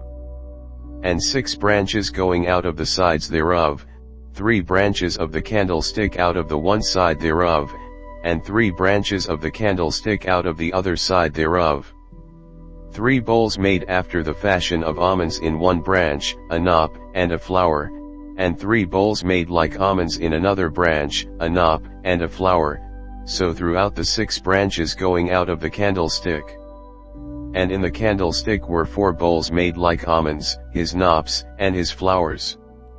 And a knop under 2 branches of the same, and a knop under 2 branches of the same, and a knop under 2 branches of the same, according to the 6 branches going out of it. Their knops and their branches were of the same, all of it was one beaten work of pure gold. 23 And he made his 7 lamps, and his snuffers, and his snuff dishes, of pure gold. Of a talent of pure gold made he it, and all the vessels thereof. And he made the incense altar of shittim wood, the length of it was a cubit, and the breadth of it a cubit, it was 4 square, and 2 cubits was the height of it, the horns thereof were of the same. And he overlaid it with pure gold, both the top of it, and the sides thereof round about, and the horns of it, also he made unto it a crown of gold round about. And he made 2 rings of gold for it under the crown thereof, by the 2 corners of it, upon the 2 sides thereof, to be places for the staves to bear it withal. And he made the staves of shittim wood, and overlaid them with gold. And he made the holy anointing oil, and the pure incense of sweet spices, according to the work of the apothecary. And he made the altar of burnt offering of shittim wood, 5 cubits was the length thereof, and 5 cubits the breadth thereof, it was 4 square, and 3 cubits the height thereof. And he made the horns thereof on the 4 corners of it, the horns thereof were of the same, and he overlaid it with brass. And he made all the vessels of the altar, the pots, and the shovels, and the basins, and the flesh hooks, and the fire pans, all the vessels thereof made he of brass. And he made for the altar a brazen grate of network under the compass thereof beneath unto the midst of it. And he cast 4 rings for the 4 ends of the grate of brass, to be places for the staves. And he made the staves of shittim wood, and overlaid them with brass. And he put the staves into the rings on the sides of the altar, to bear it withal. He made the altar hollow with boards. And he made the laver of brass, and the foot of it of brass, of the looking glasses of the women assembling, which assembled at the door of the tabernacle of the congregation. And he made the court, on the south side southward the hangings of the court were of fine twined linen, 100 cubits. Their pillars were 20, and their brazen sockets 20, the hooks of the pillars and their fillets were of silver. And for the north side the hangings were 100 cubits, their pillars were 20, and their sockets of brass 20, the hooks of the pillars and their fillets of silver. And for the west side were hangings of 50 cubits, their pillars 10, and their sockets 10, the hooks of the pillars and their fillets of silver. And for the east side eastward 50 cubits. The hangings of the one side of the gate were 15 cubits, their pillars 3, and their sockets 3. And for the other side of the court gate, on this hand and that hand, were hangings of 15 cubits, their pillars 3, and their sockets 3.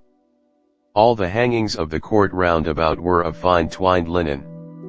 And the sockets for the pillars were of brass, the hooks of the pillars and their fillets of silver, and the overlaying of their chapiters of silver, and all the pillars of the court were filleted with silver.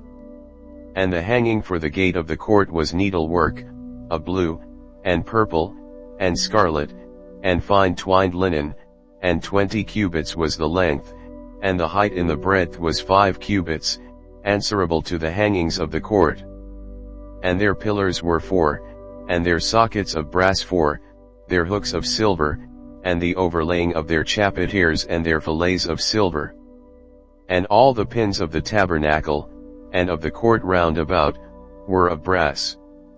This is the sum of the tabernacle, even of the tabernacle of testimony, as it was counted, according to the commandment of Moses, for the service of the Levites, by the hand of Ithamar, son to Aaron the priest. And Bezaleel the son of Uri, the son of Hur, of the tribe of Judah, made all that the Lord commanded Moses. And with him was Aholiab, son of Ahisamach, of the tribe of Dan, an engraver, and a cunning workman, and an embroiderer in blue, and in purple, and in scarlet, and fine linen. All the gold that was occupied for the work in all the work of the holy place, even the gold of the offering, was 29 talents, and 730 shekels, after the shekel of the sanctuary. And the silver of them that were numbered of the congregation was 100 talents, and 1,703 shekels, after the shekel of the sanctuary. A bekah for every man, that is, half a shekel, after the shekel of the sanctuary, for every one that went to be numbered, from 20 years old and upward, for 600,000 and 3,550 men. And of the 100 talents of silver were cast the sockets of the sanctuary, and the sockets of the veil, 100 sockets of the 100 talents, a talent for a socket. And of the 1,775 shekels he made hooks for the pillars, and overlaid their chapiters, and filleted them. And the brass of the offering was 70 talents, and 2,400 shekels. And therewith he made the sockets to the door of the tabernacle of the congregation, and the brazen altar, and the brazen grate for it, and all the vessels of the altar, and the sockets of the court round about, and the sockets of the court gate, and all the pins of the tabernacle, and all the pins of the court round about. And of the blue, and purple, and scarlet, they made cloths of service, to do service in the holy place, and made the holy garments for Aaron, as the Lord commanded Moses. And he made the ephod of gold, blue, and purple, and scarlet, and fine twined linen. And they did beat the gold into thin plates, and cut it into wires, to work it in the blue, and in the purple, and in the scarlet, and in the fine linen, with cunning work. They made shoulder pieces for it, to couple it together, by the two edges was it coupled together. And the curious girdle of his ephod, that was upon it, was of the same, according to the work thereof. Of gold, blue, and purple, and scarlet, and fine twined linen, as the Lord commanded Moses. And they wrought onyx stones enclosed in ouches of gold, graven, as signets are graven, with the names of the children of Israel. And he put them on the shoulders of the ephod, that they should be stones for a memorial to the children of Israel, as the Lord commanded Moses. And he made the breastplate of cunning work, like the work of the ephod, of gold, blue, and purple, and scarlet, and fine twined linen. It was foursquare. They made the breastplate double, a span was the length thereof, and a span the breadth thereof, being doubled. And they set in it 4 rows of stones, the first row was a sardius, a topaz, and a carbuncle, this was the first row. And the second row, an emerald, a sapphire, and a diamond. And the third row, a ligure, an agate, and an amethyst. And the fourth row, a beryl, an onyx, and a jasper, they were enclosed in ouches of gold in their enclosings. And the stones were according to the names of the children of Israel, 12, according to their names, like the engravings of a signet, every one with his name, according to the 12 tribes. And they made upon the breastplate chains at the ends, of wreathen work of pure gold. And they made 2 ouches of gold, and 2 gold rings, and put the 2 rings in the 2 ends of the breastplate.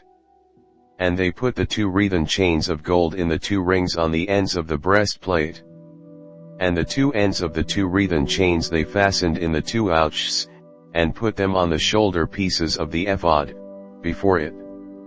And they made 2 rings of gold, and put them on the 2 ends of the breastplate, upon the border of it, which was on the side of the ephod inward. And they made 2 other golden rings, and put them on the 2 sides of the ephod underneath, toward the forepart of it, over against the other coupling thereof, above the curious girdle of the ephod. And they did bind the breastplate by his rings unto the rings of the ephod with a lace of blue, that it might be above the curious girdle of the ephod, and that the breastplate might not be loosed from the ephod, as the Lord commanded Moses. And he made the robe of the ephod of woven work, all of blue. And there was an hole in the midst of the robe, as the hole of an habergeon, with a band round about the hole, that it should not rend. And they made upon the hems of the robe pomegranates of blue, and purple, and scarlet, and twined linen. And they made bells of pure gold, and put the bells between the pomegranates upon the hem of the robe, round about between the pomegranates, a bell and a pomegranate, a bell and a pomegranate, round about the hem of the robe to minister in, as the Lord commanded Moses. And they made coats of fine linen of woven work for Aaron, and for his sons, and a mitre of fine linen, and goodly bonnets of fine linen. And linen breeches of fine twined linen, and a girdle of fine twined linen, and blue, and purple, and scarlet, of needlework, as the Lord commanded Moses. And they made the plate of the holy crown of pure gold, and wrote upon it a writing, like to the engravings of a signet, Holiness to the Lord. And they tied unto it a lace of blue, to fasten it on high upon the mitre, as the Lord commanded Moses. Thus was all the work of the tabernacle of the tent of the congregation finished, and the children of Israel did according to all that the Lord commanded Moses, so did they. And they brought the tabernacle unto Moses, the tent, and all his furniture, his taches, his boards, his bars, and his pillars, and his sockets, and the covering of rams' skins dyed red, and the covering of badgers' skins, and the veil of the covering, the ark of the testimony, and the staves thereof, and the mercy seat, the table, and all the vessels thereof, and the shewbread, the pure candlestick, with the lamps thereof, even with the lamps to be set in order, and all the vessels thereof. And the oil for light, and the golden altar, and the anointing oil, and the sweet incense, and the hanging for the tabernacle door, the brazen altar, and his grate of brass, his staves, and all his vessels, the laver and his foot, the hangings of the court, his pillars, and his sockets, and the hanging for the court gate, his cords, and his pins, and all the vessels of the service of the tabernacle, for the tent of the congregation, the cloths of service to do service in the holy place, and the holy garments for Aaron the priest, and his sons' garments, to minister in the priest's office. According to all that the Lord commanded Moses, so the children of Israel made all the work. And Moses did look upon all the work, and, behold, they had done it as the Lord had commanded, even so had they done it, and Moses blessed them. And the Lord spake unto Moses, saying, On the first day of the first month shalt thou set up the tabernacle of the tent of the congregation. And thou shalt put therein the ark of the testimony, and cover the ark with the veil. And thou shalt bring in the table, and set in order the things that are to be set in order upon it, and thou shalt bring in the candlestick, and light the lamps thereof. And thou shalt set the altar of gold for the incense before the ark of the testimony, and put the hanging of the door to the tabernacle. And thou shalt set the altar of the burnt offering before the door of the tabernacle of the tent of the congregation. And thou shalt set the laver between the tent of the congregation and the altar, and shalt put water therein. And thou shalt set up the court round about, and hang up the hanging at the court gate. And thou shalt take the anointing oil, and anoint the tabernacle, and all that is therein, and shalt hallow it, and all the vessels thereof, and it shall be holy. And thou shalt anoint the altar of the burnt offering, and all his vessels, and sanctify the altar, and it shall be an altar most holy. And thou shalt anoint the laver and his foot, and sanctify it. And thou shalt bring Aaron and his sons unto the door of the tabernacle of the congregation, and wash them with water. And thou shalt put upon Aaron the holy garments, and anoint him, and sanctify him, that he may minister unto me in the priest's office. And thou shalt bring his sons, and clothe them with coats. And thou shalt anoint them, as thou didst anoint their father, that they may minister unto me in the priest's office, for their anointing shall surely be an everlasting priesthood throughout their generations. Thus did Moses, according to all that the Lord commanded him, so did he. And it came to pass in the first month in the second year, on the first day of the month, that the tabernacle was reared up. And Moses reared up the tabernacle, and fastened his sockets, and set up the boards thereof, and put in the bars thereof, and reared up his pillars. And he spread abroad the tent over the tabernacle, and put the covering of the tent above upon it, as the Lord commanded Moses. And he took and put the testimony into the ark, and set the staves on the ark, and put the mercy seat above upon the ark. And he brought the ark into the tabernacle, and set up the veil of the covering, and covered the ark of the testimony, as the Lord commanded Moses. And he put the table in the tent of the congregation, upon the side of the tabernacle northward, without the veil. And he set the bread in order upon it before the Lord, as the Lord had commanded Moses. And he put the candlestick in the tent of the congregation, over against the table, on the side of the tabernacle southward. And he lighted the lamps before the Lord, as the Lord commanded Moses. And he put the golden altar in the tent of the congregation before the veil. And he burnt sweet incense thereon, as the Lord commanded Moses. And he set up the hanging at the door of the tabernacle. And he put the altar of burnt offering by the door of the tabernacle of the tent of the congregation, and offered upon it the burnt offering and the meat offering, as the Lord commanded Moses. And he set the laver between the tent of the congregation and the altar, and put water there, to wash withal. And Moses and Aaron and his sons washed their hands and their feet thereat. When they went into the tent of the congregation, and when they came near unto the altar, they washed, as the Lord commanded Moses. And he reared up the court round about the tabernacle and the altar, and set up the hanging of the court gate. So Moses finished the work. Then a cloud covered the tent of the congregation, and the glory of the Lord filled the tabernacle. And Moses was not able to enter into the tent of the congregation, because the cloud abode thereon. And the glory of the Lord filled the tabernacle.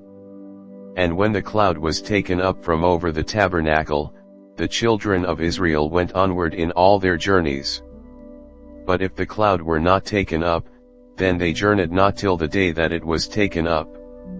For the cloud of the Lord was upon the tabernacle by day, and fire was on it by night, in the sight of all the house of Israel, throughout all their journeys.